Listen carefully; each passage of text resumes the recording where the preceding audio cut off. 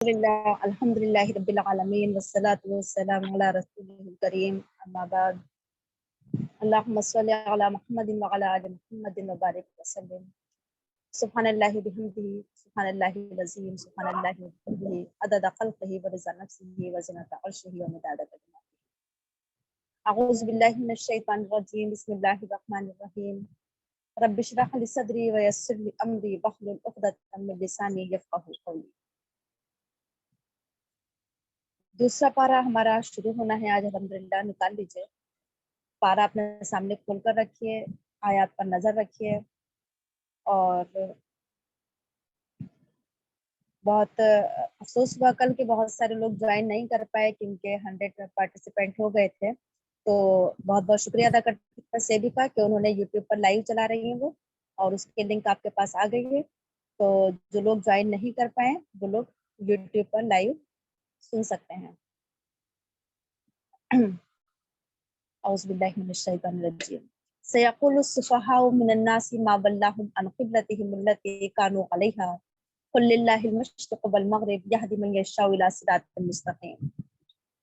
अन क़रीब लोगों में से बेवकूफ लोग कहेंगे कि इन्हें इनके क़िबले से किस चीज ने फेर दिया जिस पर ये थे. कह दीजिए अल्लाह ही के लिए है मशरिक़ और मग़रिब, वो रहनुमाई फरमाता है जिसकी चाहता है सीधे रास्ते की तरफ.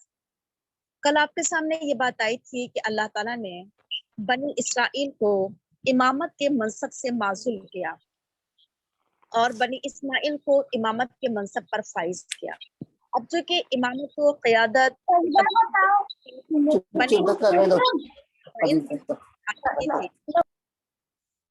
बनी इस्माइल के हाथों में आ चुकी थी, तो लिहाजा अब कॉन्स्टिट्यूशन भी बदल रहा है, यानी कि उसूल व ज़वाबित भी बदल रहे हैं.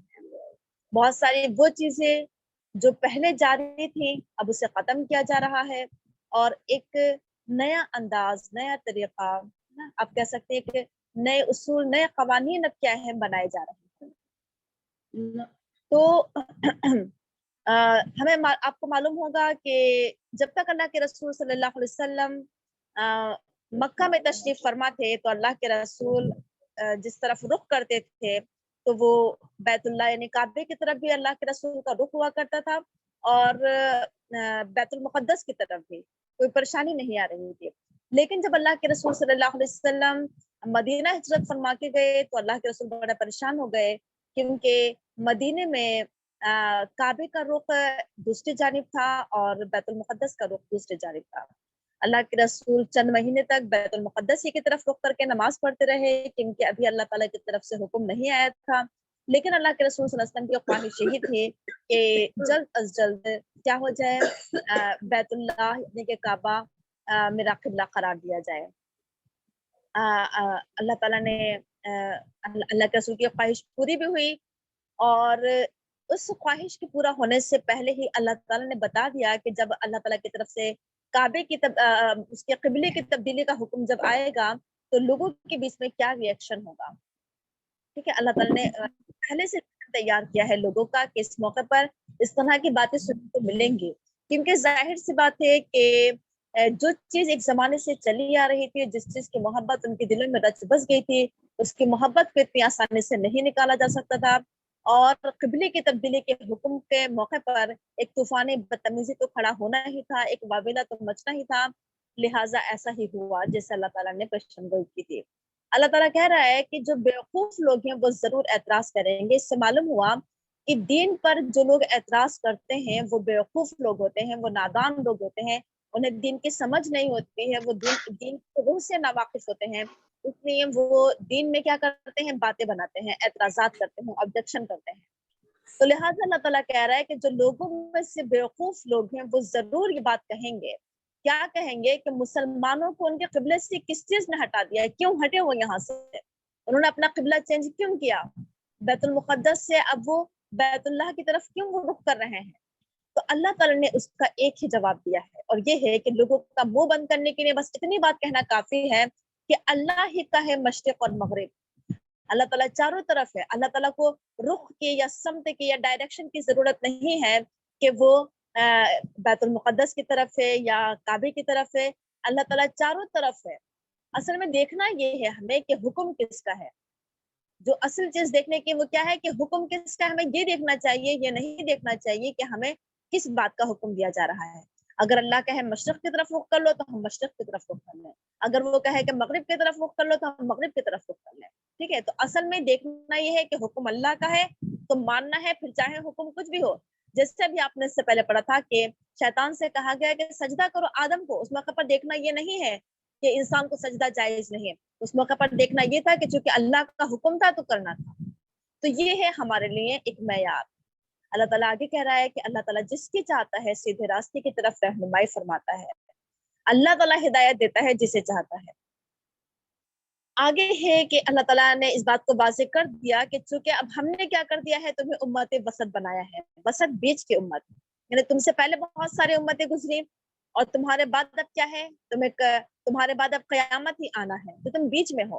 اور دوسری ایک ہے کہ تم ایک درمیانی امت ہو، اعتدال پر رہنے والی امت ہو، میانہ روی پر چلنے والی. تمہارے بیچ میں میانہ روی ہونا چاہیے، اعتدال ہونا چاہیے. یعنی امت مسلمہ کا کام کیا ہونا چاہیے، نہ تو بہت زیادہ شدت پسند ہونا چاہیے امت مسلمہ کو، اور نہ ہی بہت زیادہ ڈھیلا ہونا چاہیے دین کے معاملے میں، بلکہ کیا ہونا چاہیے، اعتدال پر قائم رہے. تو اللہ تعالیٰ نے کہا کہ تم امت وسط ہو، بہترین امت ہو. اب تمہارا کام کیا ہے کہ تم لوگوں پر گواہی دو. یہ اللہ تعالیٰ نے ہماری ذمہ داری بتائی ہے کہ تمہاری ذمہ داری یہ ہے کہ تم لوگوں پر شہادت کا فریضہ انجام دو، شہادت حق کا فریضہ. گواہی دو، خود بھی کلمہ شہادت کو ادا کرو، دوسروں کو بھی کلمہ شہادت کی طرف دعوت دو. اور تمہارے اوپر کیا ہے، رسول نے گواہی دی ہے، رسول تم پر گواہ ہے، رسول نے تم تک دین پہنچایا ہے، تم تک شہادت حق پہنچائی ہے. اب تمہیں کیا کرنا ہے، اب تمہیں اس ذمہ داری کو انجام دینا ہے کہ قیامت تک اب کوئی نبی نہیں آنا ہے. اللہ تعالیٰ نے کہا کہ ہم نے اسے قبلہ کیوں بنایا، یا جو آپ کا قبلہ تو وہ کیوں تھا، ایسا کیوں. اللہ تعالیٰ کی طرف سے جب یہ تبدیلی آئی، قبلے کی تبدیلی کا جب حکم آیا، تو وہ اس وجہ سے تھا کہ اللہ تعالیٰ یہ جاننا چاہتا تھا کہ کون رسول کی اتباع کرتا ہے اور کون ایڑیوں کے بل پلٹ جاتا ہے. یہ اللہ تعالیٰ کی بہت بڑی آزمائش تھی. یا قبلے کی تبدیلی کوئی معمولی حکم نہیں تھا، یہ لوگوں کے ایمان کو جانچنے کا ایک سخت موقع کہہ لیجیے، ایک سنگین موقع کہہ لیجیے، بہت سخت آزمائش کہہ لیجیے. یہ لوگوں کی سخت آزمائش ہو رہی تھی اس موقع پر کہ آیا یہ بیت المقدس کی طرف رخ کر کے نماز پڑھتے رہیں گے، یا یہ اللہ کے حکم کو فوقیت دیں گے اور اپنا قبلہ چینج کریں گے.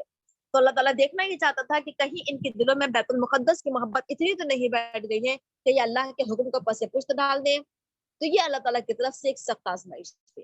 اللہ تعالیٰ خود بھی اس بات کو کہہ رہا ہے کہ یہ ایک بہت گراں چیز ہے، بہت مشکل چیز ہے، بہت بھاری چیز تھی ہے، لیکن جن لوگوں کو اللہ تعالیٰ نے ہدایت دی ہے ان کے لیے یہ کوئی مشکل بات نہیں ہے.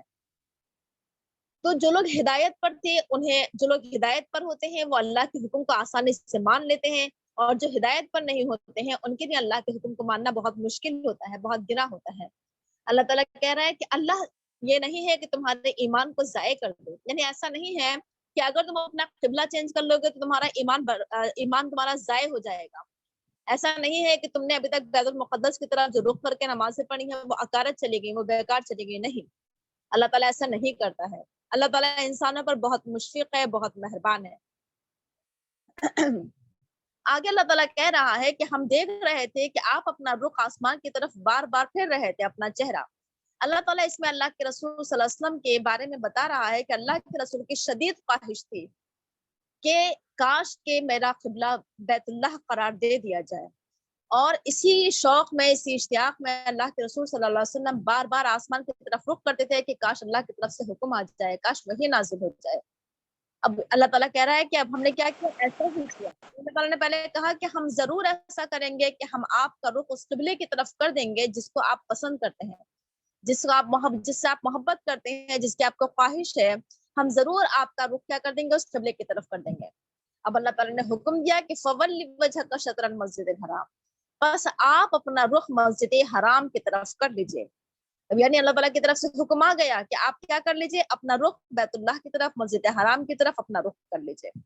مسجد حرام آپ سب جانتی ہیں کہ کعبے کی چاروں طرف جو مسجد ہے اسے مسجد حرام کہا جاتا ہے.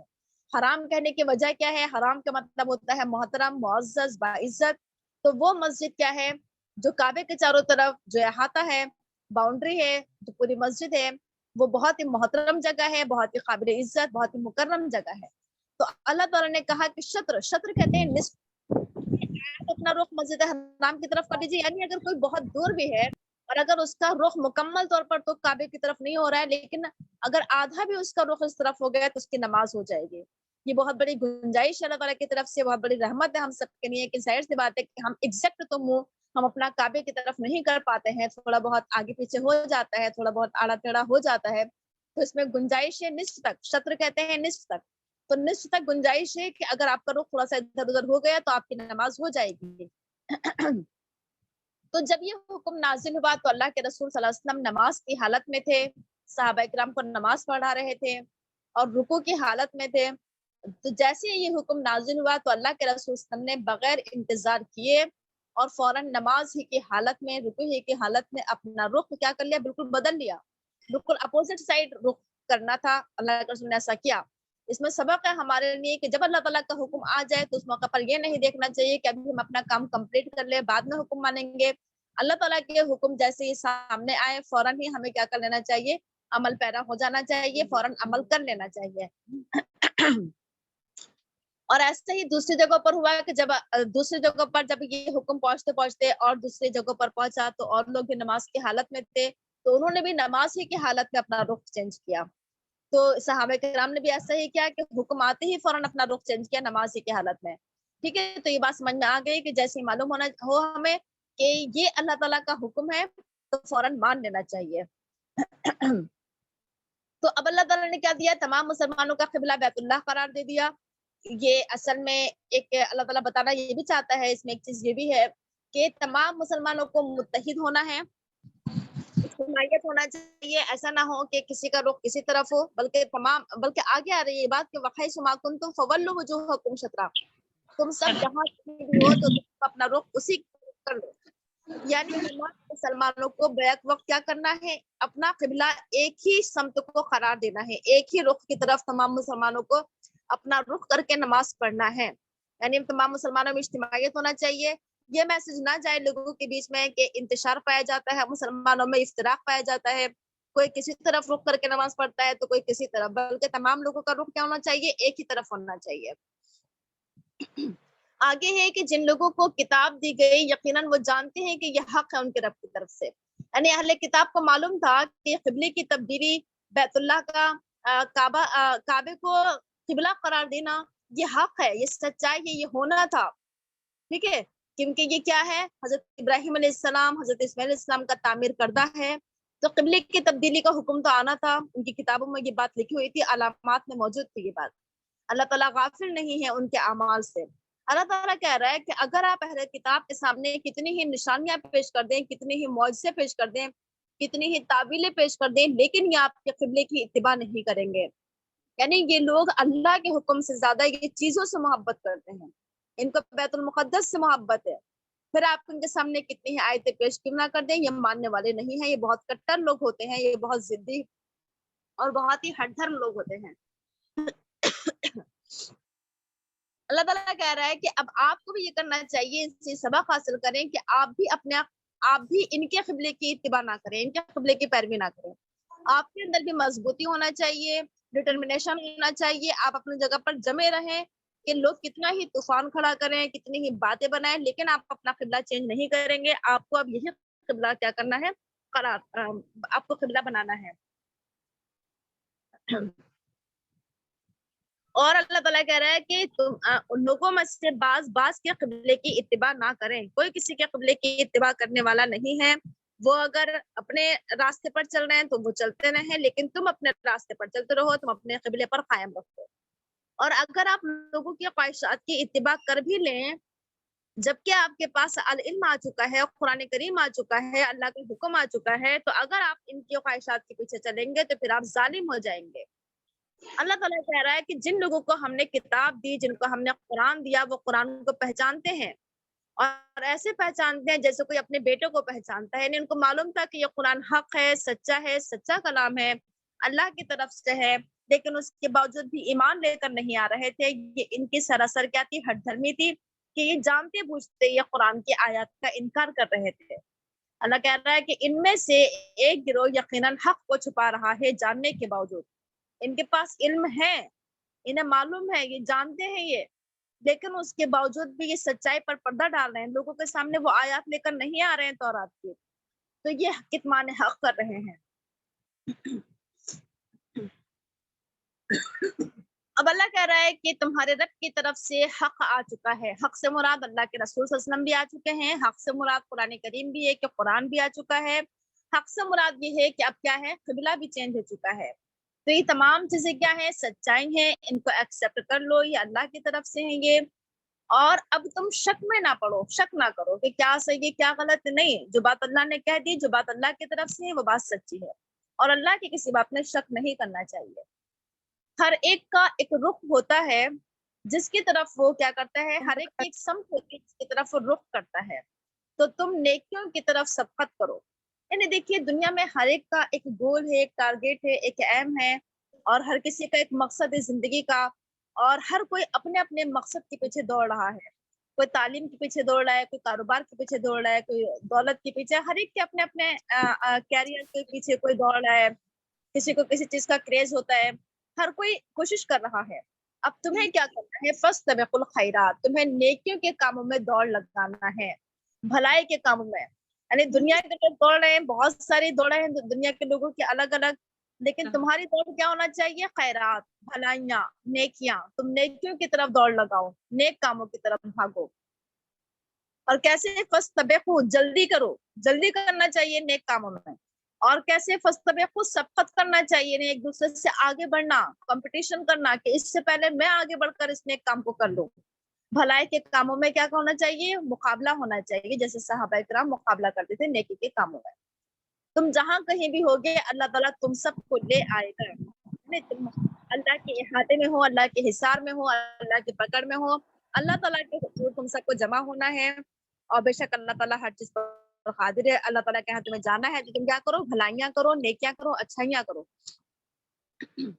اور جہاں کہیں سے تم نکلو تم اپنا رخ مسجد حرام کی طرف کر لو، یعنی تم چاہے سفر میں ہو یا حضر میں ہو، اپنا رخ تمہیں کیا کرنا ہے، مسجد حرام ہی کی طرف کرنا ہے تمہیں اپنا رخ۔ اور بے شک یہ حق ہے، یہ سچائی ہے تمہارے رب کی طرف سے، اور اللہ تعالیٰ تمہارے اعمال سے غافل نہیں ہے۔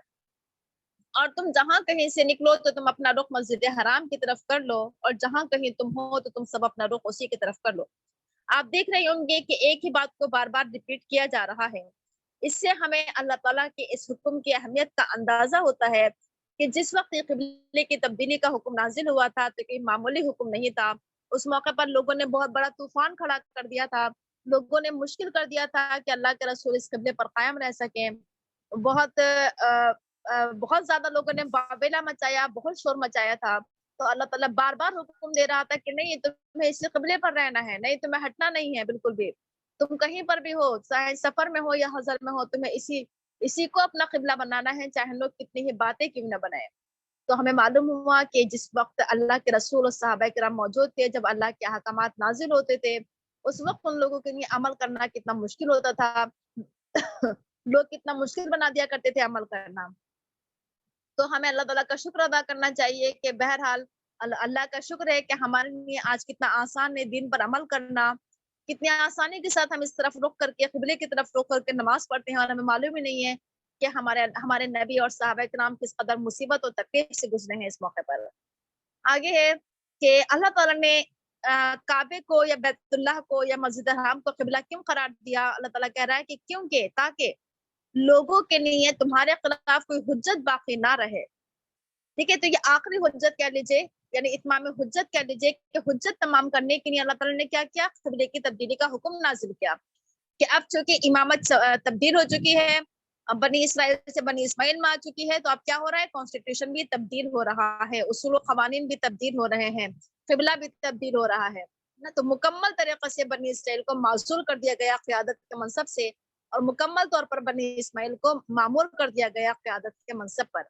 آگے کہا جا رہا ہے کہ جو ظالم لوگ ہیں، جو گناہگار لوگ ہیں، وہ کیا کریں گے، باتیں بنائیں گے، اعتراض کریں گے، مذاق اڑائیں گے، پریشان کریں گے، ستائیں گے، اس طرف رخ نہیں کریں گے۔ اب کرنا کیا ہے کہ تم ان سے مت ڈرنا، بالکل بھی مت ڈرنا ان سے، لیکن تم مجھ سے ڈرنا، صرف مجھ سے ڈرو۔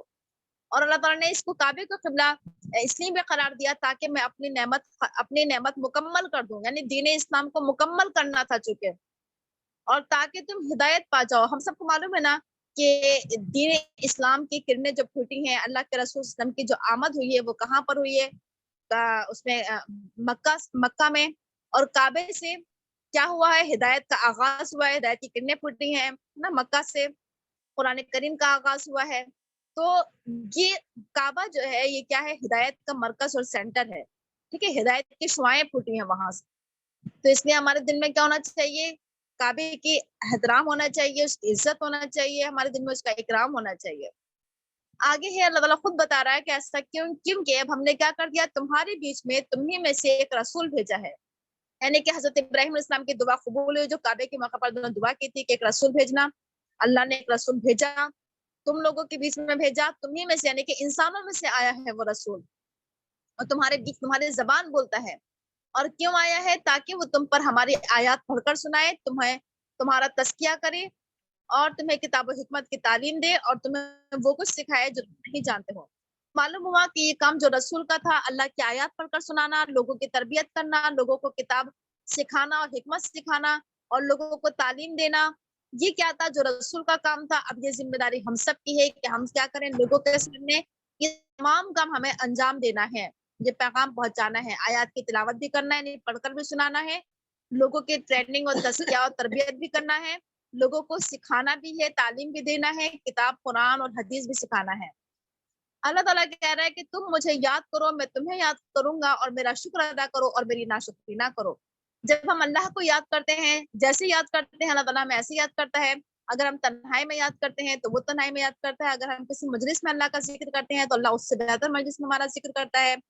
اگر ہم دل میں یاد کرتے ہیں تو اللہ تعالیٰ بھی ہمیں اپنے دل میں یاد کرتے ہیں، جیسا اگر ہمیں اصل میں اس میں یہ چیز ہے کہ ایک تو یہ کہ ہمارے زبان پر بھی اللہ کا ذکر ہے، ہمارے دل میں بھی اللہ کی یاد ہونا چاہیے، اور ہمارے اعمال سے بھی ظاہر ہونا چاہیے کہ ہم اللہ تعالیٰ کو یاد کرتے ہوئے تمام کام کریں کہ یہ اللہ کی مرضی کا کام ہے یا نہیں ہے، یہ بھی اللہ تعالیٰ کا ذکر ہے۔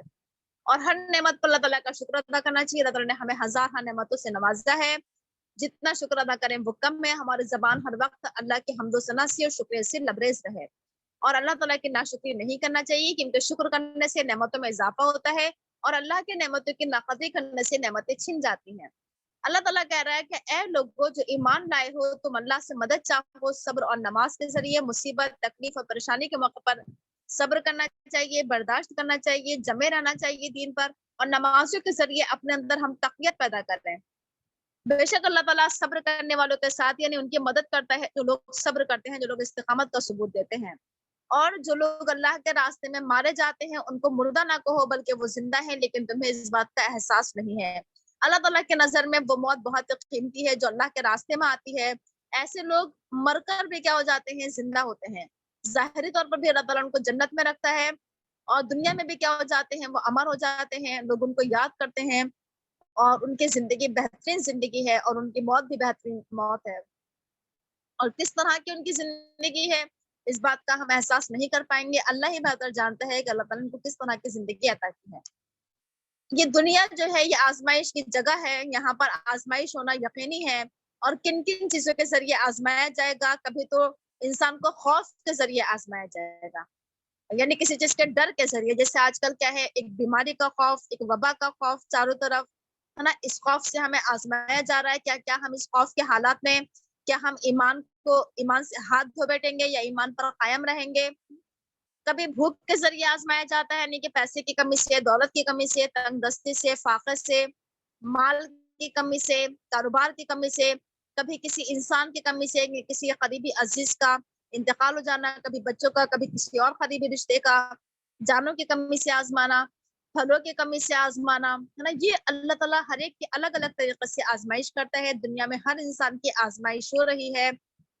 اب اس موقع پر یہ ہے کہ وبشر الصابرین، کہ ان تمام موقع پر کون لوگ اسلام پر قائم رہیں گے، ثابت قدم رہیں گے، استقامت کو ثبوت دیں گے، ایسے لوگوں کو خوشخبری دی جا رہی ہے کہ ایسے لوگ جو ان حالات میں بھی صبر کا دامن نہ چھوڑیں، اور ایسے لوگوں کے اوپر جب مصیبت آئے تو وہ کیا کہیں کہ ہم بھی اللہ کے ہیں، اور ہمیں اللہ ہی کی طرف لوٹنا اور پلٹنا ہے، یعنی اللہ نے ہمیں بنایا ہے، اور جو کچھ بھی مصیبتیں آ رہی ہیں وہ اللہ تعالیٰ کی طرف سے ہیں، اللہ ہی کی طرف رجوع کرنا چاہیے، اللہ کی طرف پلٹنا چاہیے، کیونکہ انسان کو بھی کیا ہے اللہ ہی کی طرف لوٹ کر جانا ہے۔ ان تمام موقع پر ہمیں کوئی گناہ نہیں کرنا ہے، یعنی یہ نہیں کہ خوف کے حالات ہیں، بھوک کے، تنگدستی کے، فاقے کے حالات ہیں، کسی کا انتقال ہو گیا یا کوئی بھی قسم کا نقصان ہو گیا، اس موقع پر ہم شریعت سے ہٹ جائیں، دین سے ہٹ جائیں، اس موقع پر ہم ایسی بات زبان سے نہ نکالیں یا کوئی گناہ کا کام کر بیٹھے ہیں کہ ہم چوری کر لیں، ڈکیتی کر لیں یا کچھ اور غلط کام حرام کما لیں یا حرام کھا لیں، ان تمام چیزوں سے پرہیز کرنا چاہیے۔ تو ایسے موقع پر جو لوگ دین پر قائم رہیں گے ان کو پر اللہ تعالیٰ کی رحمتیں اور نعمتیں نازل ہوں گی، اور یہی لوگ ہدایت پر ہیں۔ بے شک صفا اور مروہ اللہ تعالیٰ کی نشانیوں میں سے ہے۔ اللہ کی نشانی سے مراد یہ ہوتا ہے کہ دین کی ہماری کچھ علامات ہیں، کچھ پہچان ہے، کچھ شناخت ہے، جیسے پردہ ہماری شناخت ہے، مسجدیں ہماری دین کے علامات ہیں، یہ مسجد کی مینار، یہ اذانیں ہماری دین کی پہچان ہے۔ اسی طریقے سے یہ نماز، روزہ، حج اور زکوٰۃ یہ ہماری دین کی علامات اور پہچان ہے، اس کے ذریعے معلوم ہوتا ہے کہ یہ انسان مسلمان ہے۔ جیسے مرد لوگوں کی داڑھی ہے، ٹوپی ہے، ٹخنوں سے اوپر پاجامہ ہے، اس سے دین کی پہچان ہوتی ہے۔ تو یہ تمام جو ہوتے ہیں شاعر ہوتے ہیں۔ شاعر کا مطلب یہ ہوتا ہے کہ ہمیں ان تمام چیزوں کی عزت کرنا چاہیے، احترام کرنا چاہیے، اکرام کرنا چاہیے۔ اسی طریقے سے صفا اور مروہ بھی کیا ہے؟ اللہ تعالیٰ کی عظیم نشانیاں ہیں، دین کی پہچان ہے۔ ایسا ہوا تھا کہ آگے جو یہ بات آ رہی ہے پہلے اسے دیکھ لیجئے۔ اللہ تعالیٰ کہہ رہا ہے کہ جو بیت اللہ کا حج کرے یا عمرہ کرے تو ان کے اوپر کوئی حرج نہیں کہ وہ ان کا طواف کرے۔ یہ بات اس وجہ سے کہی گئی کیونکہ کافروں نے اور مشرکوں نے صفا اور مروہ پر بت نصب کر دیے تھے، اساف اور نائلہ بت رکھ دیے تھے۔ اب مسلمانوں کو یہ ہوا کہ اگر ہم صفا اور مروہ کی اگر ہم صحیح کریں گے حج یا عمرے کے موقع پر تو وہاں تو بت رکھے ہوئے ہیں، تو کیا کیا جائے؟ تو اللہ تعالیٰ نے کہا کہ نہیں، صفا اور مروہ تو اللہ تعالیٰ کی نشانیاں ہیں یہ، اور آپ کو کیا کرنا ہے؟ ان کا طواف کرنا ہے، یعنی کہ چکر لگانا ہے، آپ کو صحیح کرنا ہے اس کی، کیونکہ آپ کی جو نیت ہے وہ بتوں کی آپ کیا کر رہے ہیں؟ صحیح یا طواف نہیں کر رہے ہیں، بلکہ آپ کیا کر رہے ہیں؟ صفا اور مروہ کی کر رہے ہیں، کیونکہ یہ اللہ تعالیٰ کی نشانیاں ہیں۔ اور جو بھی کیا کرے گا، ومن تطوع خیرا، خوشی خوشی نیکی کے کام کرے گا، بھلائی کے کام کرے گا، خوشی خوشی، تو اللہ تعالیٰ کیا ہے؟ ایسی نیکیوں کی قدر کرتا ہے، اللہ تعالیٰ جانتا ہے، یعنی کہ ہمیں کوئی بھی کام کرے، ہم دین کا کوئی بھی رکن ادا کریں تو اسے بوجھ سمجھ کر نہ کریں، بلکہ اسے کیا کریں؟ خوشی خوشی ادا کریں، چاہے وہ نماز ہو، روزہ ہو، حج ہو یا زکوٰۃ ہو یا پردہ کرنا ہو، جو بھی ہو خوشی خوشی کرنا ہے۔ اللہ کہہ رہا ہے کہ بے شک جو لوگ چھپاتے ہیں اس چیز کو جو ہم نے نازل کیا ہے، یعنی اللہ تعالیٰ کی آیات کو چھپانا، لوگوں کے سامنے لے کر نہ آنا، حالانکہ اللہ تعالیٰ نے کھول کھول کر واضح کی ہیں آیات۔ اللہ تعالیٰ کی طرف سے الہدا یعنی کہ قرآن کریم آ چکا ہے، اللہ نے اس کو لوگوں کے سامنے اتنا واضح کر دیا ہے، اتنا کلیئر کر دیا ہے، اتنا کھول کھول کر بیان کر دیا ہے۔ اس کے باوجود بھی لوگ اگر اللہ کی آیات پر پردہ ڈالنے، نہ تو خود عمل کریں نہ دوسروں تک پہنچائیں، تو اللہ تعالیٰ کہہ رہا ہے کہ ایسے لوگوں پر اللہ کی لعنت ہے اور تمام لعنت کرنے والوں کی لعنت ہے، یعنی کتمان حق سے بچنا چاہیے۔ اگر ہمارے پاس اللہ کا دیا ہوا علم موجود ہے تو ہمیں اسے دوسروں تک پہنچانا چاہیے۔ اللہ کی لعنت سے اور تمام لوگوں کی لعنت سے کون لوگ بچ سکتے ہیں؟ وہ لوگ جو اپنے اس عمل سے توبہ کر لیں، اللہ سے معافی مانگیں، اور صرف زبان سے ہی توبہ نہ کریں، اپنے اس عمل کی اصلاح کریں، اس کی تلافی کریں، یعنی کہ لوگوں تک اللہ کا پیغام پہنچائیں، دین پہنچائیں، وبینوا، اور کھول کھول کر بیان کریں لوگوں کے سامنے قرآن کریم کو اور دین کو واضح کریں، تو اللہ تعالیٰ ایسے لوگوں کی توبہ قبول کر لے گا۔ اللہ تعالیٰ بہت زیادہ توبہ قبول کرنے والا، رحم کرنے والا ہے۔ لیکن اگر لوگ مر گئے اس حالت میں، کفر کی حالت میں ان کو موت آ گئی، تو ایسے لوگوں پر اللہ کی لعنت ہے، فرشتوں کی لعنت ہے اور تمام انسانوں کی لعنت ہے، یعنی کفر کی موت بدترین موت ہے۔ اللہ کا شکر ادا کرنا چاہیے کہ اللہ تعالیٰ نے ہم سب کو ایمان کی دولت سے نوازا ہے۔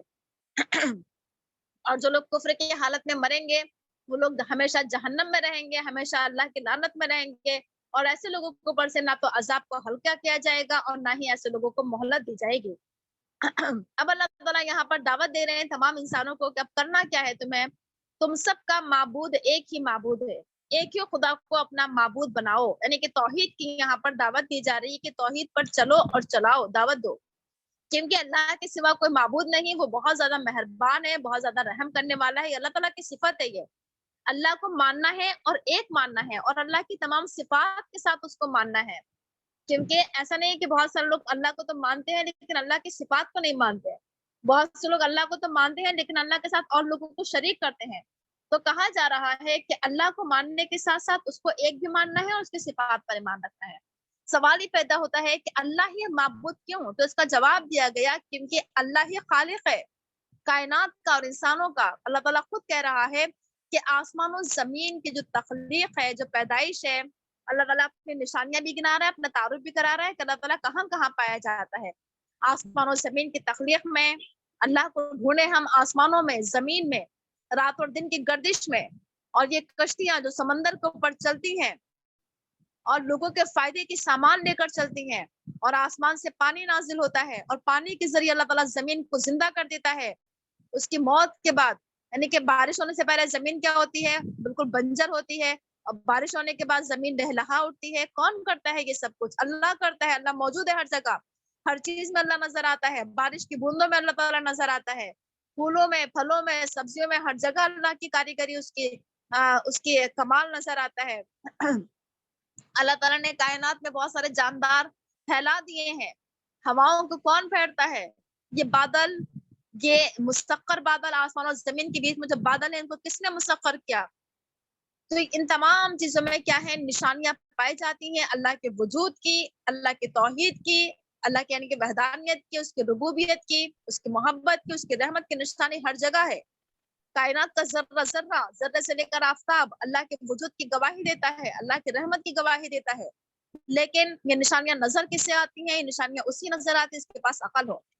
تو ضرورت اس بات کی ہے کہ اللہ تعالیٰ نے ہمیں جانوروں کے مقابلے میں انسان کو عقل اور شعور اور تمیز دیا ہے، تو ہمیں چاہیے کہ ہم اپنی عقل کا استعمال کریں، اپنی عقل کو دوڑائیں، دنیا پر غور و فکر کریں۔ جس طریقے سے اپنی عقل ہم کاروبار میں اور دولت میں بہت دوڑاتے ہیں، اس طریقے سے ہم کیا کریں؟ دین میں اپنی عقل لگائیں۔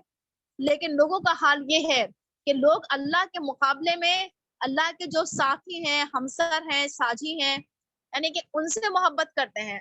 لوگوں نے اللہ کے ہمسر ٹھہرا لیے ہیں، حالانکہ اللہ کا کوئی ساتھی نہیں، کوئی ساجی نہیں، کوئی ہمسر نہیں، کوئی اس کے برابر نہیں، لیکن لوگوں نے اللہ کا شریک بنا لیا۔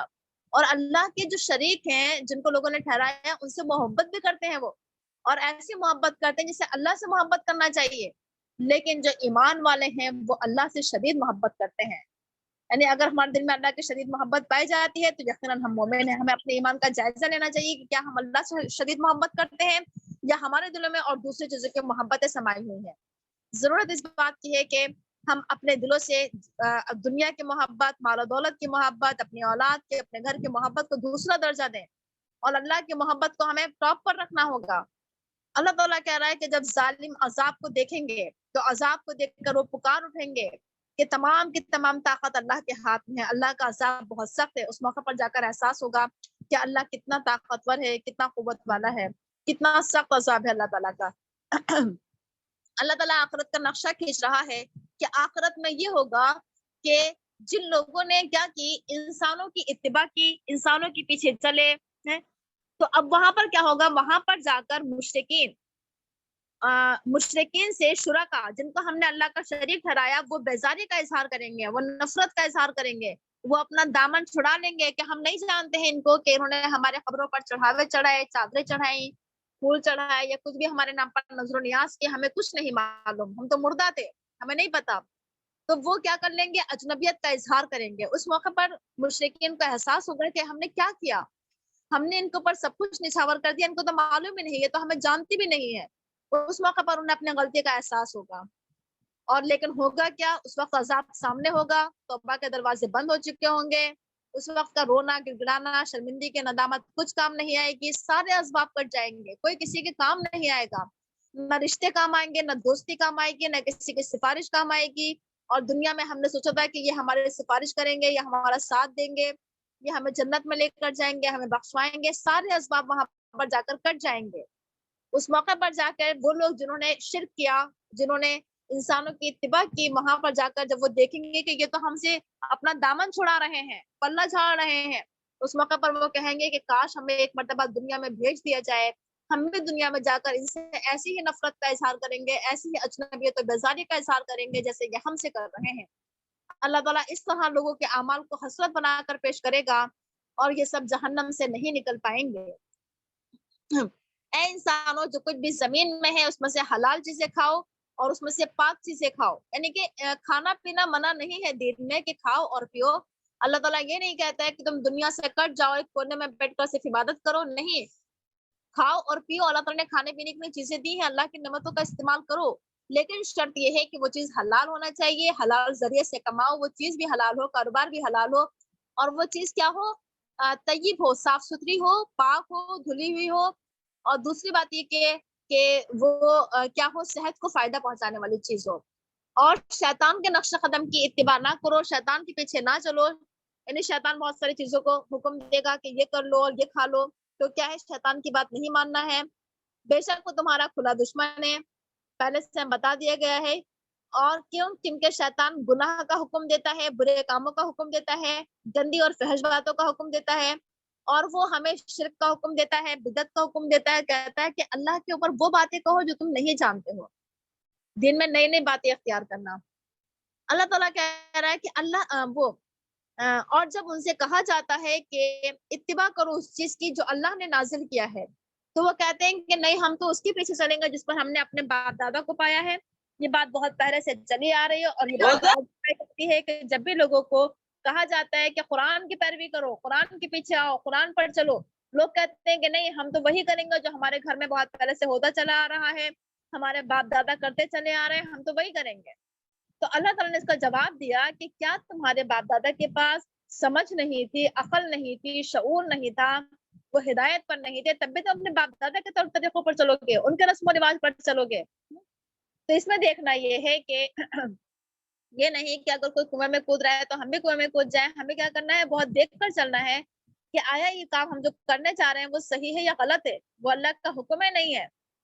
تو اللہ تعالیٰ کہہ رہا ہے کہ ایسے لوگوں کی مثال جنہوں نے کفر کیا، جنہوں نے انکار کیا، ان کی مثال ایسی ہے جیسا کہ کوئی جانور کو ہانکتا ہے تو جانوروں کو صرف ایک آواز آتی ہے، ایک پکار آتی ہے، انہیں یہ پتہ نہیں ہوتا ہے کہ سامنے والا انسان کہہ کیا رہا ہے، ان کے کانوں میں کچھ آوازیں آتی ہیں۔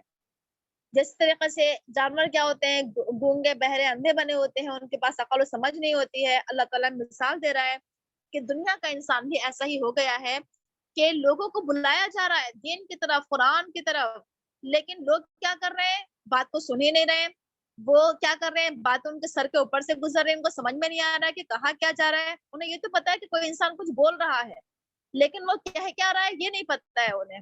تو اللہ تعالیٰ ایسے لوگوں کے بارے میں کہہ رہا ہے کہ ایسے لوگ بہرے، گونگے اور اندھے ہیں، ان کے پاس آنکھیں ہیں لیکن یہ حق بات دیکھ نہیں رہے ہیں، ان کے پاس کان ہے لیکن حق بات سن نہیں رہے ہیں، ان کے پاس زبان ہے لیکن حق بات بول نہیں رہے ہیں، پڑھ نہیں رہے ہیں۔ تو اللہ تعالیٰ کہہ رہا ہے کہ ایسے لوگ کیا ہے، ان کے پاس عقل نہیں ہے، سمجھ نہیں ہے، شعور نہیں ہے، اور اگر دیکھا جائے عقل تو ہے ہر انسان کے پاس، لیکن عقل کا استعمال نہیں کر رہا ہے، صحیح جگہ پر استعمال نہیں کر رہا ہے، تو ایسے لوگ کیا ہے، پڑھے لکھے جاہل ہیں، ایسے لوگ کیا ہے، اللہ کی نظر میں بیوقوف لوگ ہیں۔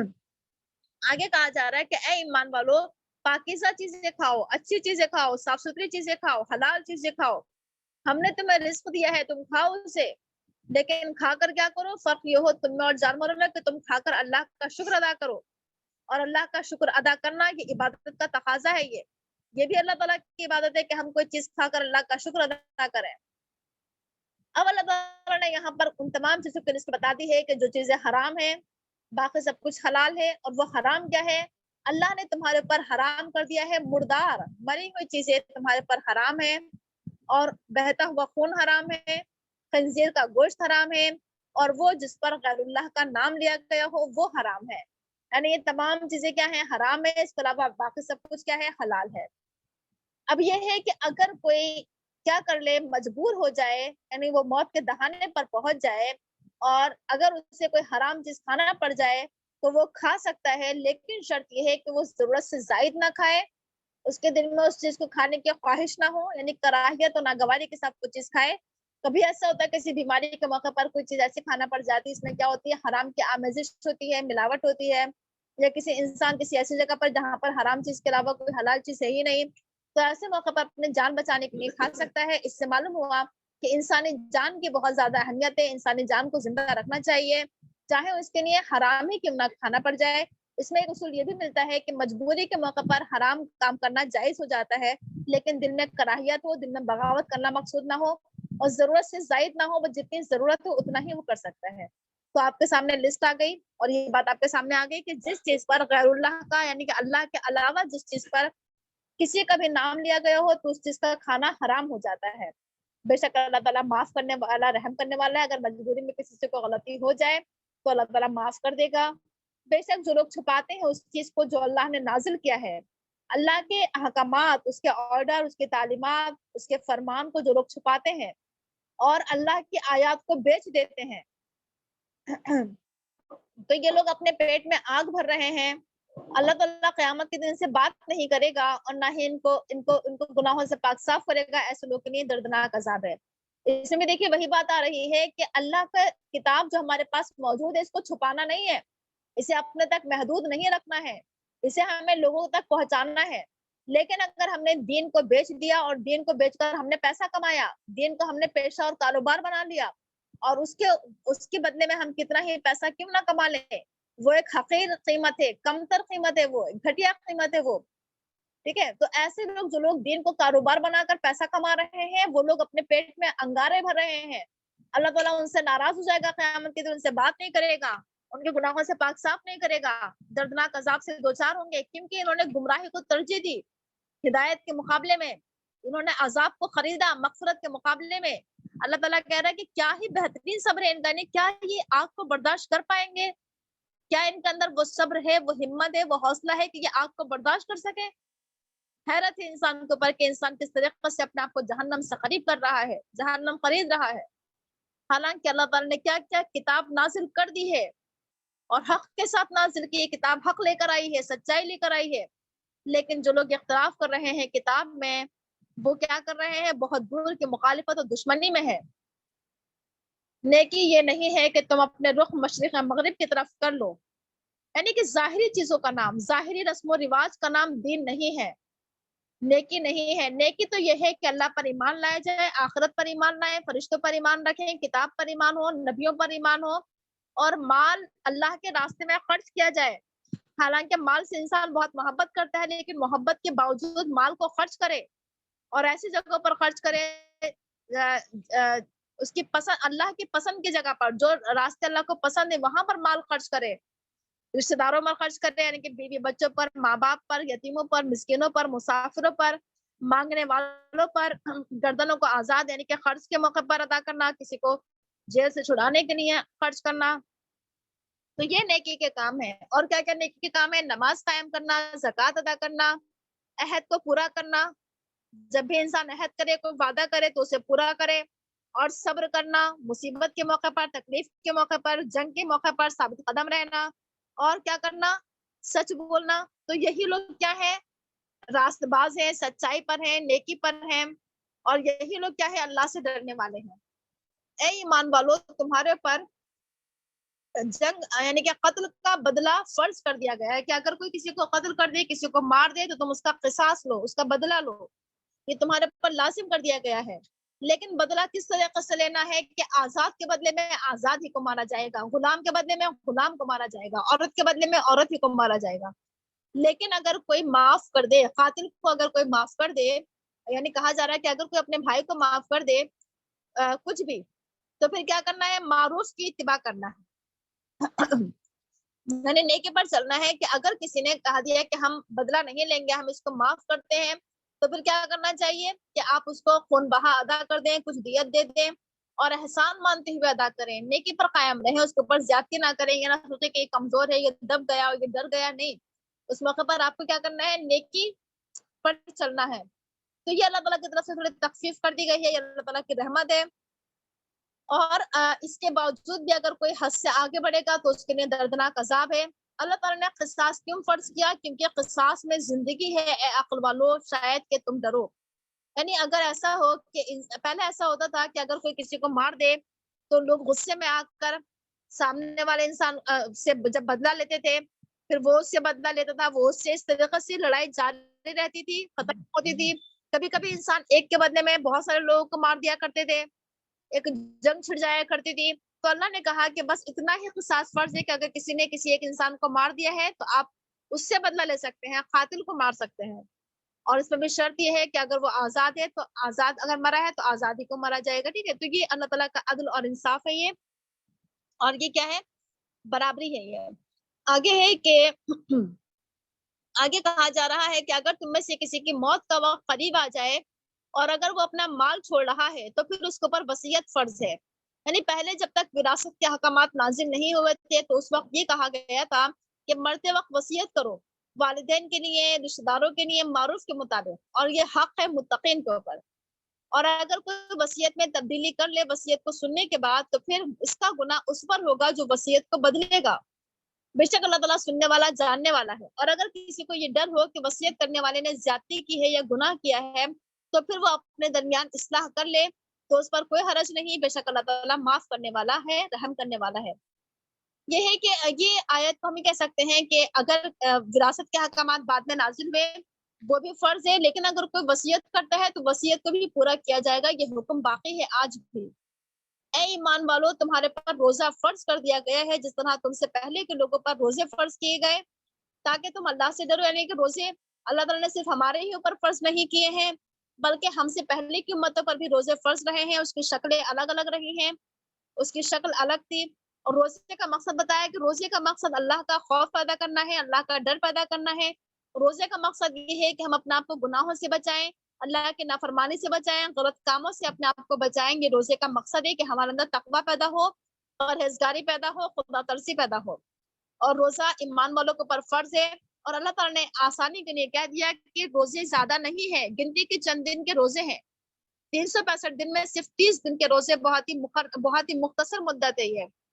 لیکن اگر تم میں سے کوئی بیمار ہے یا سفر پر ہے تو پھر وہ دوسرے دنوں میں اپنی تعداد پوری کر لے. یعنی بیماری کی حالت میں، سفر کی حالت میں روزہ چھوڑ سکتے ہیں، لیکن شرط یہ ہے کہ بعد میں تعداد پوری کرے، بعد میں اس کی قضا کرے. اور جو روزہ رکھنے کی طاقت رکھتا ہے تو وہ ایک مسکین کو کھانا کھلا دے. روزے کا حکامات بھی اسٹیپ بائی اسٹیپ یعنی کہ گریجولی نازل ہوئے، آہستہ آہستہ. پہلے یہ کہا گیا تھا کہ اگر روزہ رکھنے کی کسی کے اندر طاقت ہے تبھی وہ فدیہ دے سکتا ہے، ایک مسکین کا کھانا کھلا دے. لیکن بعد میں یہ حکم منسوخ ہو گیا اور یہ کہہ دیا گیا کہ اگر تم روزہ رکھو تو بہتر ہے تمہارے لیے. اور یہ ہے کہ اگر کوئی یہ روزہ نہ رکھنے کا فدیہ ہے کہ اگر کوئی روزہ بیماری کی وجہ سے کسی کا روزہ چھوٹ گیا اور وہ روزہ نہیں رکھ پایا بعد میں تو پھر کیا ہے، اس کا وہ فدیہ دے، ایک مسکین کا کھانا کھلانا. اور جو مزید نیکی کرے خوشی خوشی، اگر کوئی مزید بھلائی سے زیادہ کر دے، زیادہ کچھ کر دے فدیے میں تو بہتر ہے اس کے لیے. لیکن روزہ رکھنا ہی زیادہ بہتر ہے اگر انسان جانے کہ روزے کا بدل کچھ نہیں ہے. تو روزے کی اتنی اہمیت یا رمضان کی جو اہمیت ہے وہ کیوں ہے؟ کیونکہ رمضان کا مہینہ وہ مہینہ ہے جس میں کہ قرآن نازل کیا گیا. رمضان کا مہینہ نزول قرآن کا مہینہ ہے، اس وجہ سے رمضان کا مہینہ بابرکت مہینہ ہے کیونکہ اس میں قرآن نازل ہوا تھا. نعمت عظمیٰ، بہت بڑی ہدایت کا سامان نازل ہوا تھا. اس میں تمام انسانوں کے لیے ہدایت کا سامان موجود ہے اور اس قرآن میں لوگوں کے لیے ہدایت کے راستے کھول دیے گئے ہیں، واضح کر دیے گئے ہیں. اور یہ قرآن حق اور باطل کو الگ الگ کر دینے والی کسوٹی ہے. تو تم میں سے جو رمضان کا مہینہ پایا اس کو چاہیے کہ وہ ضرور روزہ رکھے، یعنی کہ رمضان کا روزہ فرض ہے. لیکن اگر کوئی بیمار ہے یا سفر پر ہے تو پھر وہ بعد میں تعداد پوری کر لے. یعنی اگر وہ حاملہ ہے، مرضیہ ہے یا پھر حائضہ ہے تو پھر کیا کرے، بعد میں اس کی تعداد پوری کر لے. اللہ تعالیٰ تمہارے ساتھ آسانی چاہتا ہے، مشکل نہیں چاہتا ہے. اور اللہ تعالیٰ یہ چاہتا ہے کہ تاکہ تم اپنی تعداد پوری کر لو اور تاکہ تم اللہ کی بڑائی بیان کرو اس پر جو اس نے تمہیں ہدایت دی. کیونکہ اللہ تعالیٰ نے تمہیں قرآن دیا اس مہینے میں، اللہ تعالیٰ چاہتا ہے کہ تم اس مہینے میں اللہ کی زیادہ سے زیادہ کبریائی بیان کرو، اس کی بڑائی بیان کرو. اور جتنی ہو سکے روزے کی حالت میں ہم اللہ کی حمد و ثنا، تعریف و توصیف کریں. بہت زیادہ نمازوں کا اہتمام، بہت زیادہ قرآن کا اہتمام، بہت زیادہ دعائیں، اذکار، تسبیحات، جتنا ہو سکے ہم اللہ تعالیٰ کا ذکر کریں روزے کی حالت میں. اور اللہ کا جتنا ہو سکے اس مہینے میں شکر ادا کریں. تو روزہ اللہ کا شکریہ ہے، قرآن کی تلاوت، نمازی سب اللہ تعالیٰ کا شکریہ ہے. یہ اس طریقے سے ہم اللہ کا شکر ادا کریں. اور یہ رمضان کا مہینہ دعاؤں کا بھی مہینہ ہے کیونکہ فوراً ساتھ ساتھ دعا کا ذکر آ رہا ہے کہ جب میرے بندے تم سے میرے بارے میں سوال کرے تو کہہ دو کہ میں بہت قریب ہوں، میں پکارنے والے کی پکار کا جواب دیتا ہوں جب وہ مجھے پکارتا ہے.